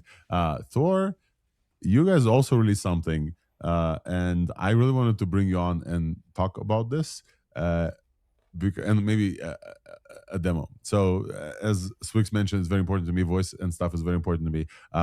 Live Translate is something that I've been very excited about for a very long time. Could you tell us about the release this week and kind of like why it's important and like what's cool about it? Yeah, no, thanks so much for having me on. Appreciate it. Also, a big shout out to Swyx and AI Engineering Conf. We're very excited to be back for World's Fair as well. And even if you can't make it, like all the talks are going to be on YouTube, and big kudos for that as well. Like Swyx is really big on just recording everything and having it available to everyone later on, which is really awesome. Yeah, Live Translate. It's funny, Swyx was like, oh, the model doesn't reply. So yes, it is different from kind of a turn-taking agentic sort of real-time conversational model. It's actually sort of its own a new class of model, which is basically real-time continuously streaming as you speak. And so there's no turns, which actually makes the pricing interesting, because you're kind of like, okay, there's no turns. What's like input versus output? So you're just kind of continuously sort of burning tokens in a way as you're speaking. But what's really fun, I was actually listening to the podcast earlier, just in German. So we actually have, if you want to try it out yourself in Google AI Studio, we have the demo where you can just plug in the source of a browser tab. And so basically, I think I put it in here. So if you go to like AI Studio /live, and then select the model, which is Gemini 3.5 Live Translate Preview, you can select the audio source of a browser tab, and obviously if you're listening live to this live stream, you can select the audio source of the live stream and then say, I want to listen to this in German. And so I was listening to the Biowaffen conversation earlier, just in German, which was very interesting to see. Yes. I wonder if we can do a demo somehow, because I don't think I can, because I'm doing the streaming. So I feel there's gonna be like a fallback. Thor, is it any chance you can like see if you can give us a demo of that? I think it's gonna be very, very interesting. Even if you're like live streaming something else from the YouTube, etc. Yeah, so this is a good point. Let's try this. We'll see how this goes. So if I share my screen, so we can go to AI Studio. Can you see that now? Yes, you're on. Okay, so and you can see, so this was kind of the podcast conversation earlier. So basically what the model does... and this is in AI Studio from Google. Yes, so this is in AI Studio. And what you can do is you can share audio from a tab. And I think I can now share the StreamYard audio. Now, the only problem is that I'm going to be speaking. So let's see if there's... I think what you should do, Thor, if you don't mind... if I speak, we'll hear me translated? Well, so the problem is now, okay, obviously, it defaults to wanting to convert to English. So I think we have a good amount of Germans here. I can speak in Russian if you want, and then we'll see if the English is picking up. Yeah, let's do that. Actually, we can all speak in our own languages. And so we also have a toggle which is called echo target language. So basically, because the model automatically recognizes which language is being spoken and then translates that into the target language. So if we have English as the target language and we're speaking English and we want to also hear that come through the audio channel, we have this toggle that's just echo target language. And so now let's see. So if I'm speaking German now, obviously it won't hear me, so y'all have to speak. Yeah, maybe you start with Russian. Ну ладно, давайте попробуем. Всем привет. Меня зовут Алекс. Okay, let's try it. Hi everyone, my name is Alex. Это очень интересно. Мы проверяем технологию, которая переводит меня в This is прямом very эфире. interesting. We're testing a technology that translates me in real time. Я хочу поговорить с моим другом Wolfram, который говорит на немецком. Если он I want поговорит на to talk немецком, я to вроде бы my его friend пойму, да? Wolfram, who speaks German. If he speaks German, I think I'll understand him, right? Na, dann spreche ich jetzt mal Deutsch und mal gucken, ob das Ganze hier gut übersetzt wird. Well, then I'll speak German now and see if this whole thing gets translated well. А если я спрошу Ям тоже может поговорить на иврите, я думаю, да? And if I ask, I also might speak Hebrew, I think, right? כן, שאלה אם זה באמת יעבוד. Yeah. The question is if it will actually work. Hola, muy Anyone else? bien, Any muy other bien. languages? Hello, very well, very well. Окей, давайте тогда поговорим о чем-то настоящем, посмотрим, если это работает. Мы тут встретились, Okay, let's talk about something real. модель Let's see if компании this works. Anthropic, которая We're называется Fable here to 5. talk about the new model of the company Anthropic, which is called Fable 5. Mucho bueno, mucho grande. Very good. Very, very great. I meant to say big, but I mean, yeah, it could be interpreted as great and big. I meant to say big, but I mean, yeah, it could be interpreted as great. Oh, and this big. is the echo language, right? Like it just echoes LDJ because it understands. Folks, I'm very impressed with this. And I kind of like the effect. Oh, that this is the I echo hear language, right? Like it just with echoes delay. LDJ because it understands. Folks, I'm... Wow. I was very impressive. The only thing I noticed is that I said Yam's name, and I don't think it like realized that Yam is a person, and it's gonna like disappear. Everything else was spot on, perfect, real time. Yeah, it is quite impressive. It's very good as well with technical terms, like obviously it recognized Anthropic there in Fable 5 as like terms, which is really impressive. Yeah, it just came out yesterday. Like there's no way it's in a training. Like wow. Whoa. Thor, I will just say a few weeks ago we got super excited about the Dub V2 from 11 Labs that does like emotions, whatever. That's not nearly real time. That takes like 3 minutes. As like essentially, this is less than 500 milliseconds. It doesn't sound quite like me. Like obviously, like you're not cloning the voice yet. You know, we'll probably get there. Talk to us about kind of like the benefits of real time versus processed translation. Yeah, no, obviously it's a very different use case. So the model does try to replicate the input voice sort of in real time. So as you could hear, it's not quite there yet. Sometimes it makes you, different gender. Sometimes it, kind of changes the language throughout it changes kind of the tone of the voice throughout the conversation. So we have some work to do there, but it is very impressive in terms of, the latency is mostly coming from the model sort of waiting to understand the context of the sentence. So depending on the language that's being spoken and where kind of the verb is within the sentence, once it kind of groks the context of what is being spoken about, it then can, translate that into currently 70 different languages that we sort of advertise that kind of meet our internal benchmark scores. And that kind of gives you, between these 70 languages, kind of gives you 2,000 different language combinations kind of at the moment that you can translate between. So right now on the API, it's basically, you have one session per kind of target language. So if you wanted to do sort of a bi-directional where you had, two speakers in different languages that want, to converse sort of with each other. So that's kind of what we integrated into Google Meet. You actually then have a unique session kind of per target language to sort of do the multi conversation. So I actually built a demo that sort of allows, the listener in the audience to like select their own language. And then basically for each target language, we spin up kind of an individual session that then translates into that specific language. So yeah, somewhat different from kind of the dubbing use case, where I think in dubbing and what, 11 Labs has done really, really well is that voice cloning and really making it sound like you in that language, like as if you were speaking that language. And so the quality of that in 11 dubbing is really, really amazing.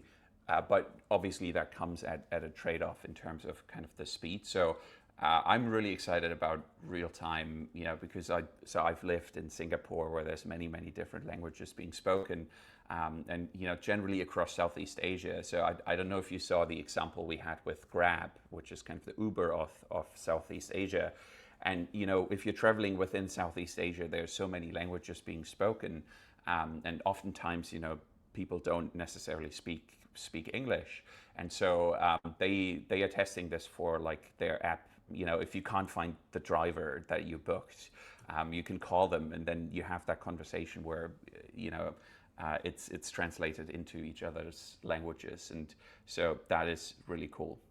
I think one of the coolest things about the dubbing, about this as well, is that it's kind of like the previous mode of operation is that I speak, it translates me into text, it translates this text, and then like it generates a voice back. This is one of those also models. There's like it collapses that paradigm into one kind of call, and this is what makes it that efficient. Could you talk about a little bit about the speed and post-processing and like other like benefits of running this like in real time? Obviously, we know the biggest, I don't know if this is the user of it, but the biggest kind of like live translation thing is like the United Nations famously, where like somebody speaks and people from different, wait for the translator to say something proper in the earpiece and they kind of react. I think that, many live translation things don't quite need that level of like person translator. But for live events, for example, this could be incredible. For something like a podcast for us that, if my mom wants to listen to this in Russian, for example, technically she can. I can set up streams of like ThursdAI in every language. So it's really, really cool. Talk to me about kind of like collapsing this into one API call versus like a long pipeline and how it affects speed. Yeah, exactly. So it is a speech-to-speech model. So the transcript that you're seeing is actually running off. It's basically a transcriber that's running on both the audio feeds. So the model itself does not go through text, but it's really sound token to sound token, speech to speech. And so basically the model gets the source language, the source speech in, and kind of understands natively what is being talked about, and then can basically repeat that in any kind of the target languages. And then basically in parallel, we run the transcribers over both the input and the output audio and give you the input and output transcription as well. And so obviously with that, you kind of condense down this pipeline where, you previously might have a cascading pipeline where you have the speech to text, then you have an LLM, or you have an LLM that does kind of at least the speech to translated text kind of in one step. And then you still have the text to speech step. So that is kind of collapsed down into one step here. And we basically make that available on the Gemini Live API, which is kind of our stateful WebSocket API, where you just stream in the audio and then you get back the transcript chunks, the audio chunks of the translated audio, and then you can play that back in kind of near real time. And so I, as a developer, I can basically spin up a session per user, kind of like with the demo you built, right? So like I don't have to pre-select or know ahead of time which user is going to use which language. I can like say, ask Fable or Gemini AI Studio, etc., to build me an interface for ThursdAI website that like if there's a show live right now, tune in and listen to your in your language. That'd be super cool. This is definitely a weekend project for me. Yeah. We actually so that's exactly the demo I built. I don't know if you saw that. So if you go to like the Gemini Live examples, we have an example in there which is called Gemini Live Translate Live Kit. It's this one here, and so it's basically doing that where you have kind of one live kit room, and you ingest the audio that's coming in. And then as the audience selects a new language, you basically spin up a new agent kind of in the live kit room, which is just a session with the live API that then does this translation. So yeah, I mean, very, very keen for folks to try this out. Yeah, LiveKit also an amazing partner, that we've been working with in sort of making the Live API more accessible to folks. There's a lot of really cool developer tools, especially when you're working with real-time media. Especially as you scale things up, there's a lot of considerations. And so, yeah, if you look at the third-party ecosystem, that can help you there as well. Thor, I want to call out this comment from Joseph Urban that says, in Dune, this is the navigator's translator. Sci-fi has arrived 10,000 years ahead of schedule, or Babelfish or whatever. I personally built a startup called Targum before to try and break down like language barriers. This is way before voice translation in live. I think it's fascinating. I think it's very important to break down language barriers. And I find like this fascinating. The fact that it runs real time just blew my mind. Absolutely. I don't think that like my reaction was appropriate. I think it needs to be 10x. You guys literally heard me and Wolfram and Yam all converse in different languages, and you all heard this in English. The next level that we weren't able to test is that like each one of us gets back what everybody else said in their language in the headphones and could just converse. And this is all happening under 500 milliseconds on device. So huge shout out to Google for working on this, Thor. Thank you so much. While we have you, by the way, there's another piece of news from Google that we absolutely must cover. It's called Diffusion Gemma. And we talked about the diffusion attempts at LLM. Yam, I want to like Yam or DJ, I want you to chime in here super quick and talk about like the diffusion stuff. Diffusion Gemma is Google open source Diffusion Gemma. It's a text diffusion model that runs 4x faster than the previous Gemmas. It runs over 1,000 tokens per second on an H100. I thought, I don't know if you have anything to say about this topic, or you're just like reacting as the rest of us, but I found that like crazy enough that Sundar himself talks about fucking Hugging Face. You guys see this? Sundar Pichai says model weights available on Hugging Face under Apache 2 license. Let's go. We have a reaction for this when Apache 2 license gets released. We're very, very excited. Let's go. LDJ, tell us about why diffusion is like an interesting approach to LLM.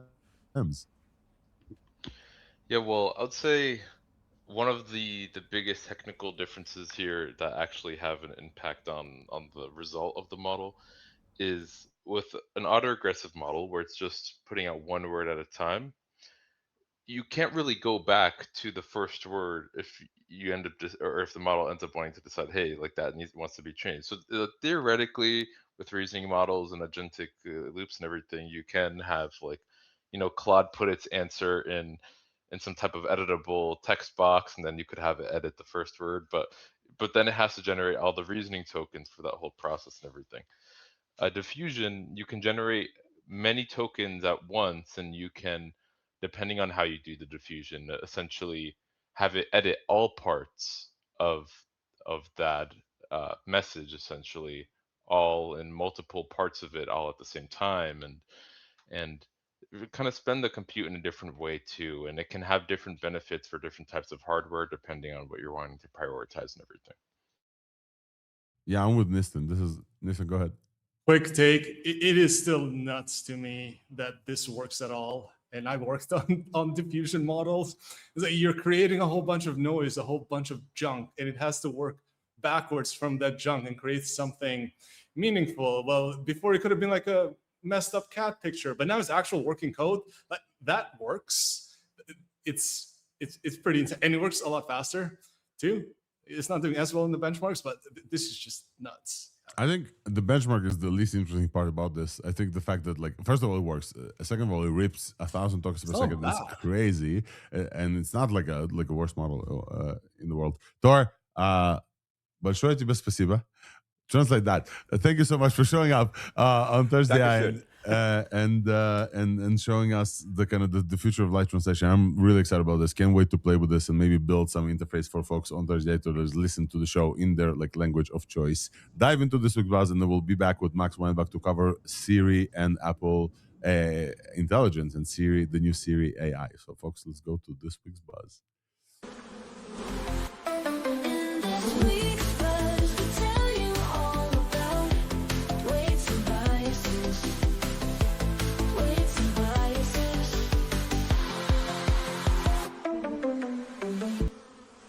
Weights and biases from CoreWeave. Welcome everybody to this week's Buzz, the corner where we talk about the only sponsor of our show, Weights and biases from CoreWeave. And we have a bunch of excitement announcements about WolfBench that we've spent quite a lot of money to tell you about.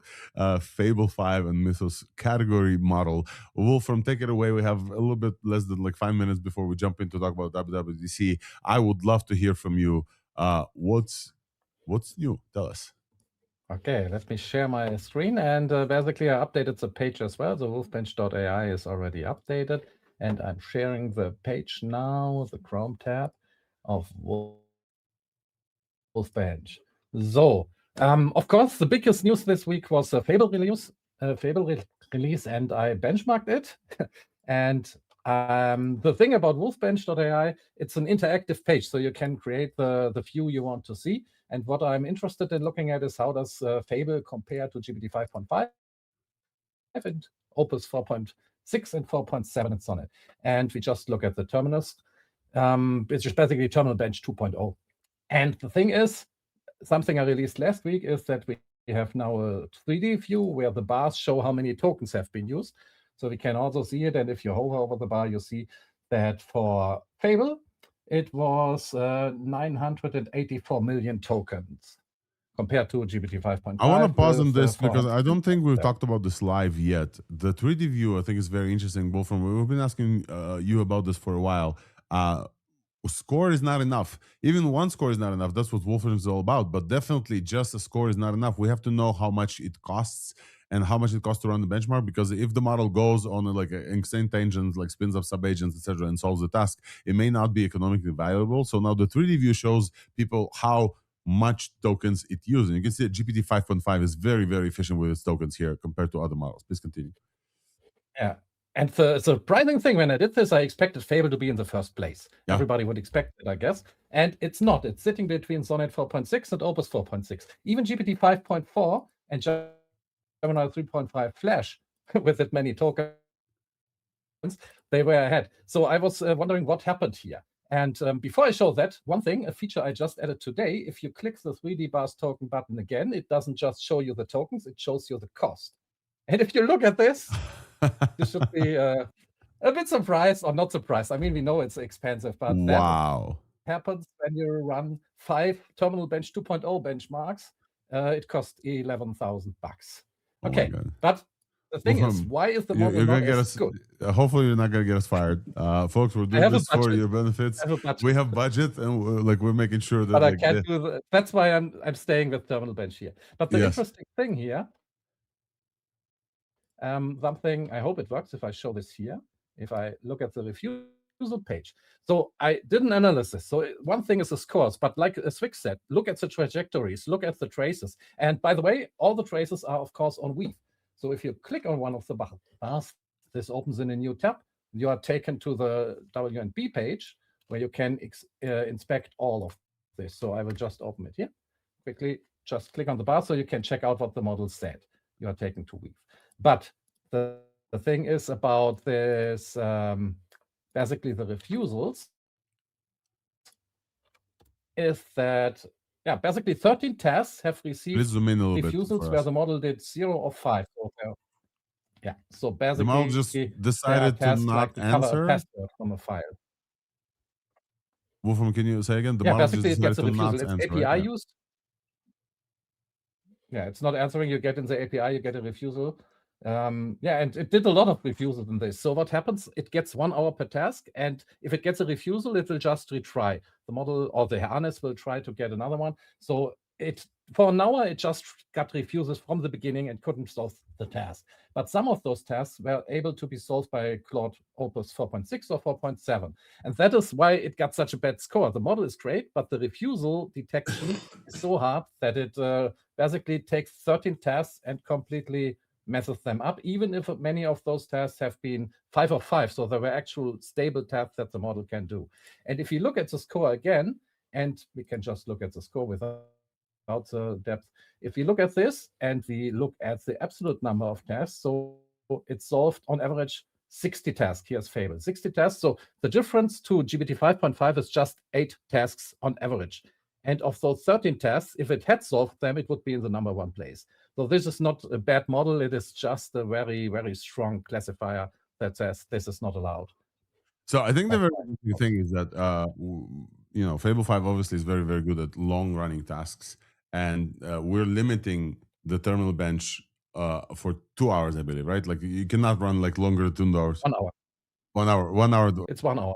Yeah, so like there could be a potential like very, very skewed. Like we saw it on Sora and like other places, but I think it's very important to see the price performance here. It was absolutely insane out of distribution. Wolfram, thank you so much for testing. We have to move on because like we have a bunch of other stuff to cover. I think the main thing. Let me bring back our guest here. The main thing that I really want to cover is WWDC, Apple's annual conference. Talk about software and not hardware specifically. Max Weinbach, thank you so much for joining us on ThursdAI. Your first time here, so please give folks maybe like a brief 1 or 2 line of who you are and what you do in your life and how you got to be part of the WWDC cohort, and then we'll talk about their announcements there. Yeah, so it's nice being on here, but I am an analyst at Creative Strategies. Before that, I more or less journalist, a little bit fun reviews, some other stuff. And that has just allowed me to work with big companies and go to all these events, learn about it, and talk about it, which is fun. Yeah, definitely fun. You've been, I think, the source for breaking down Apple Intelligence, the new Siri AI, at least on X, as far as I've seen. And so I got very, got very lucky to have met you like a few weeks ago at Google I/O, and we chatted a little bit and we talked, and I invited you to the show because can I show the folks here my source of disdain and not fun? I am still waitlisted for the new Siri. I installed the new iOS 27 developer beta, and I'm still waitlisted for a new Siri. And I actually needed it yesterday, and it was awful because I had to use the previous Siri. Now, Max, here on ThursdAI, we've been for 3.5 years covering AI. Around 2 years ago, WWDC, they came out with Apple Intelligence, and we got I at least got all excited. I was like, hey, finally Apple's catching up. They released a bunch of ads, if you remember, with Bella Ramsey talking to Siri and like doing mischievous stuff from like behind the scenes. Hey Siri, do this and this. Go find this, go find this email. Go schedule this, whatever. Then Apple did not deliver on that and had to pull those ads from YouTube. And here's my question for you. Number one, first of all, you have access to this new Siri AI. Are we finally getting a smarter Siri that's powered by like proper AI in 2026? Is this actually true, or is Apple faking again? Oh, it's true. I've been trying it. I rushed to install the developer beta literally as soon as the keynote ended. We were rushed over to like a little tech talk with Craig and everyone, and I was rushing to install it because I wanted to be first on the wait list because I knew this would happen. But one of the first things I was asking it was like, show me the photos from Qualcomm Summit last year of the penguins. It found what Qualcomm Summit was for my email. It found the hotel I was staying at, and then it searched for penguins at that location and pulled up the 6 images of those penguins. And it was able to do this in roughly about 12 seconds. Wow. Are you serious? I can do demos of it here. I have it on my I would phone. love a demo. I think you can share let's a see. screen and then choose like a selection on your phone. It that might would be hard to do it, but I can at least have the voice talk and try to show it into the camera. But I would love that. 12 seconds what is hotel did I insane. stay at in Florida like 4 years ago with a couple of my friends over the summer? I know it's going to go. And, you know, that's pretty... Oh, damn it, I canceled it. But... Try again. It's fine. What hotel did I stay at in Florida a couple summers ago with my friends? It was Miami Beach. And now it goes. It kind of loads at the top. I should probably turn off the background here. And there we go. It loads at the top. It takes a second because I can actually walk through the architecture. Now, every question you ask runs in the local model. That local model will then do the tool calls. If it needs to go to a data center, I think it has a classifier in there, it will trigger that, send it to the data center model. That data center model cannot make tool calls on your phone. All it's doing is reasoning through the data the local model was given. The local model gave it, and then it sends it back. So it's a back and forth between the local model and the cloud model, where the cloud model is just there to plan and reason.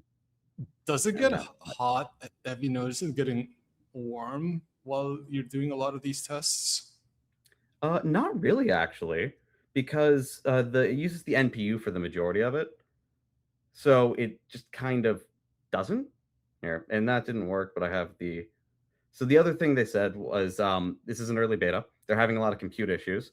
Even in the demos when they were giving it at WWDC, if something didn't work, they're like, private cloud compute, we're still scaling it up, give us some time. That's maybe why the reason for the waitlist. I've been trying to get off the waitlist for the last 2 days to try out the new Siri. Max, let's talk about how it works a little bit. So your private context remains private. That's Apple's like big promise. Apple's like big on privacy, big on security. You're not sending your data like to too many things, especially the tool calls. Since you installed the new iOS, there's a whole process of indexing. It indexes, I have no idea what, but like for the past 3 days. Every email, every photo, every calendar contact, and then if apps expose data with app intents or to Spotlight, it indexes everything in all of your apps that it can as well. Everything. It's very similar like on the Mac. If you search for something, all your files are indexed immediately, right? And now the same happens on the iPhone. It still indexes, by the way. I don't know how long it takes or how big the database is going to be. And then that information plus the app intents, basically what they promised us, like your whole personalized context within an LLM that's local, private cloud, and then sets off to Google at some point as well. Can you talk about that architecture? The cloud is Google. So there are 5 models that Apple has. There's 2 on device. One is the standard Apple foundational model Core. Every iPhone with Apple Intelligence has that. There's foundational model Core Advanced, which is 20 billion parameter, super interesting model architecture, which we can get to in a second if you want. Yeah, we have to talk about this. I heard it's wild. Yeah. Then there's 3 cloud models. Apple foundational AFM Server, AFM Server Image. AFM Server is an Apple model running on Apple Silicon and Apple's private cloud compute. AFM Server Image is the exact same thing, but it's a diffusion image model. Then there's AFM Server Pro, which is still on private cloud compute, but it's a private cloud compute Apple built with Google. It's still Apple built the servers, Apple designed it, the software stack is Apple, everything is Apple, it's just in Google's cloud. This uses NVIDIA GPUs with confidential compute. It's Blackwell GPUs only. It uses Intel CPUs with TDX for hardware attention, so you can't do it, and then it uses Google Titan chips. The reason you have these 3 layers here are confidential compute means when the GPU processes the information, it does not know what it's processing. It has no idea what it's generating or the input and output data. All it's doing is generating tokens. TDX and Google Titan chips mean that you need a specific Apple hardware signature from the server, the management, the device handling it. And if there's a mismatch there, won't accept data, won't respond data, it just won't accept the request. If one of those two are in some way, someone can hack into it, kills the entire thing, it won't even accept a request from your phone. And all of that's done is with the secure enclave and the hash in each device. So if something happens, like they need to be updated in tandem, your phone will only talk to servers that were updated to match that version. If something happens and that hash doesn't match, won't work. And then no data saved. There's no persistent storage at all. There's no hard drives. It just processes and it's back.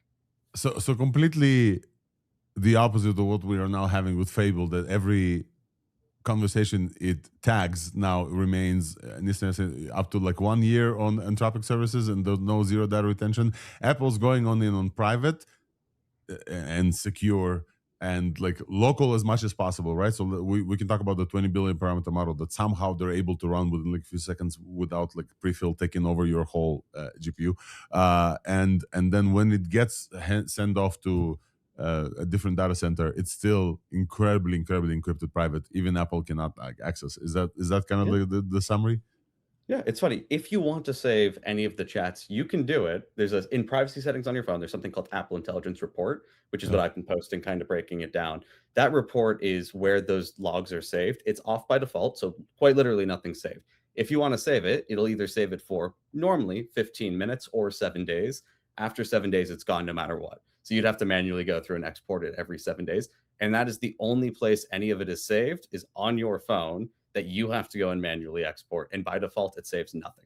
Wait, so my question is, there's a new Siri app. Siri used to be this like ephemeral thing that's flying around your phone, like only turning on when you need to. Now there's an app that looks like ChatGPT. You can upload images, right? You can upload text. You can maybe documents as well. It can generate some stuff. Is my conversation history not there? Like after 7 days, it goes away? Or? It is. That's saved to the Siri app, but not the backend requests or the tool. I see. Yeah. And that Siri app does have a couple options. You can have it auto delete after 30 days. You can have it auto delete after 90, 1 year, or never delete. And it is synced with iCloud. Now, some people are saying, well, this doesn't matter. If you can, if a government can go request your data from iCloud, then they would have it. And normally true, but there's actually something called advanced protection within iCloud, where you then have, it then encrypts even the data in iCloud. And if you want to decrypt it, you have the encryption key. Only you actually have to write it down when you do it. And if you forget it, you have to wipe the encryption key and restart. But that's that way it is completely secure. No, even if Apple sends data from iCloud to whoever requests it, they can't get that data without your encryption key. Max, let's talk about how potentially big a deal this is. So I watched WWDC. I did a live stream. YouTube gave me a strike because like Apple's very bad at copyright. They really didn't want anybody restricting their thing. Lesson learned. And I was kind of snoozing during the WWDC, the first part at least. First of all, it was the shortest one. It was Tim Cook's like famously last Good Morning WWDC.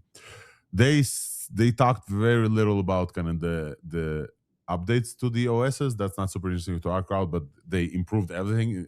The highlight there for me was AirDrop is improved like 80%. It feels like they found Cloud Mythos and now used it to like improve all of the services together. iOS runs faster on older iPhones. It's kind of incredible, but boring. The boring good stuff that Apple does from mid cycles is great. And then they talk about child safety. We're not going to cover child safety.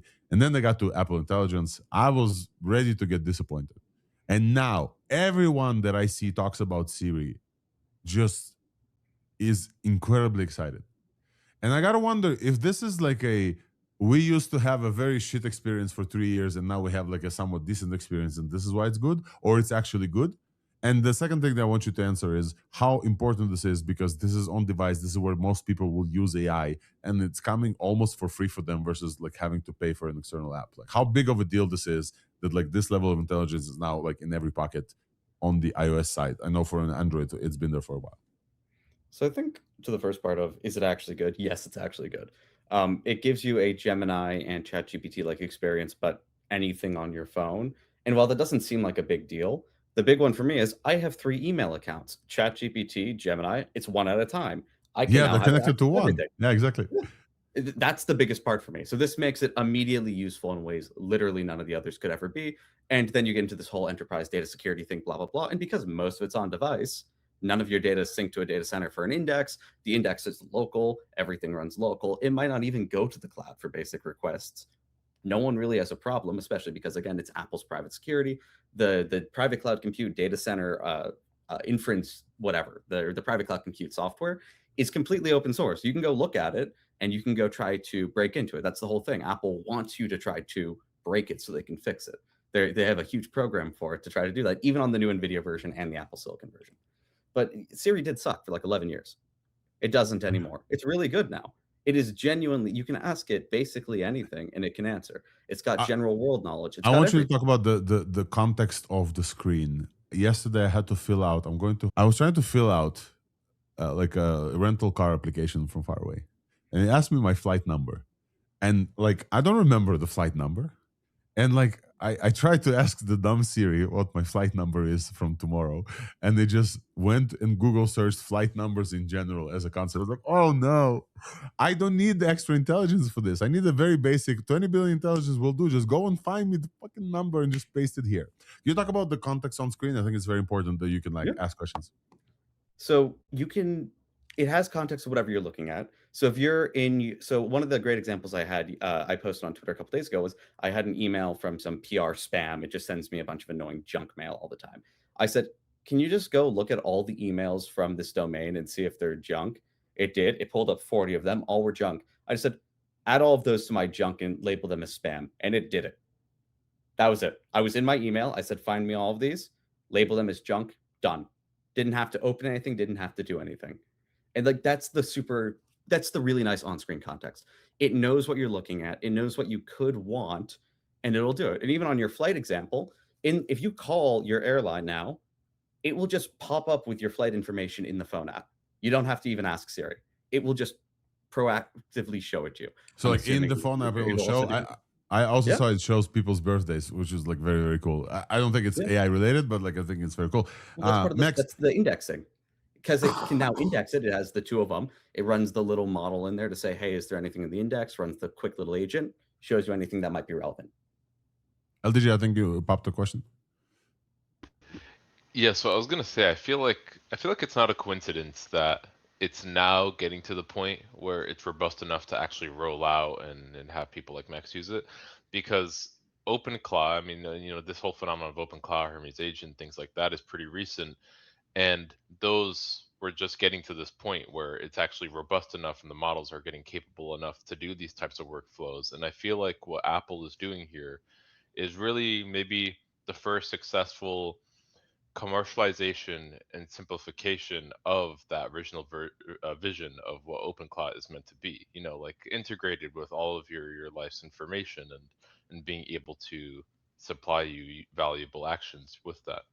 Personal context is very important. Max, I think LDJ, to continue your question, there was a off conversation after the WWDC with Craig Federighi and like the chief of Apple. Were you also part of that? Yeah.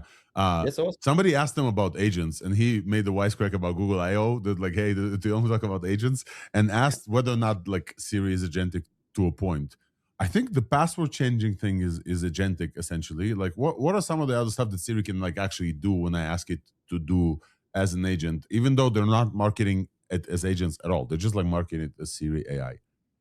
So Apple was very specific. The word agent came up once in the phrase agentically with the password changing. And that's cool. It just uses Safari in the background of your phone, and it goes in a computer use model to fill in the old password, grab your two-factor codes, reset it with one of the suggested passwords, and update in your app. Super. That's a legitimately great use case of it. But the Siri architecture is by nature agentic, right? It's an agentic loop. App intends to pull in data. And what they had said was, it is right now functionally designed to pull in more data than it is to act upon that data. And my guess is, but you can't act upon data, right? If you're in your email I had a phone OEM asking me for my address to come to send me a device. I said, but just on my Mac, I used the quick shortcut for it. I said, send them my email and phone number. And it just fills that in for me. And it creates the draft and it can send it. That's agentic in nature.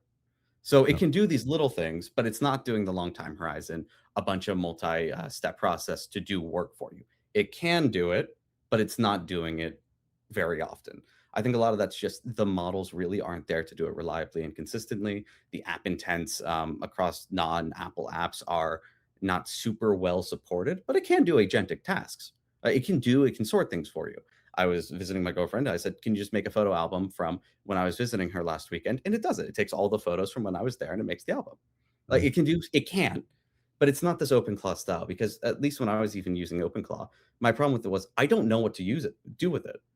I just don't. It sits there, it sends me texts every once in a while. I don't really need news and information. I'm not a full-time developer where something like this is kind of helpful for me. But Siri, when I can just think of something and immediately tell it to, and it processes on my phone, that's super useful. I don't have to go and make sure it's set up. I don't have to go link a bunch of accounts. I don't have to go find a random CLI, then go and pull a custom Google OAuth certification to go log in and whitelist my accounts. Like, I don't have to do any of that. It just works. And this is the first time you're seeing like a consumer agent that can actually use all of your information, all of your context, act in some apps, not always all of them, and do something with it. And that's super helpful. I think this is the big point about this. There's billions of iPhones, I think, being used right now around the world. Many of those people will never ever install OpenClaw or even think about the CLI or know what the CLI is. But saying, hey Siri, without waking up my Siri, obviously woke up, is something that they probably can do. The biggest hurdle, I think, for Apple right now is the fact that Siri was down for such a long time that people only consider Siri when they need to set up a timer, and even that's not reliable. And I really hope that people will be able to now use like proper AI. Max, maybe last question for you. We're over time, but I really want to get into this. The new Apple foundational model that they've trained, distilled from Gemini, as far as distilled from Google something. I'm not sure if it's Gemini. Is 20 billion parameters, but it runs like immediately with low overhead. Could you talk about a little bit about the architecture there? I think it's very important for our audience as well. Like, how does that model run locally on device without it getting caught, without waiting 5 seconds for the whole model to load in the context? They talked about their integration vertical stack. Would love to hear more from what you kind of like covered about that. So Apple has two models. If you don't have an iPhone 17 Pro or an iPhone Air, it'll use the standard 3 billion dense model. Their 20 billion is a sparse model. What they do is they always keep a small, the first couple attention layers loaded. And then when you put in a prompt, it uses something called instruct tuning. So rather than loading all 20 billion parameters in, the way it ends up working is it just loads in 1 to 4 billion parameters you need for that prompt. So if your prompt is, let's say, generating audio, because it is fully multimodal, audio, image, and text in, and then audio, text out. I don't know about image out.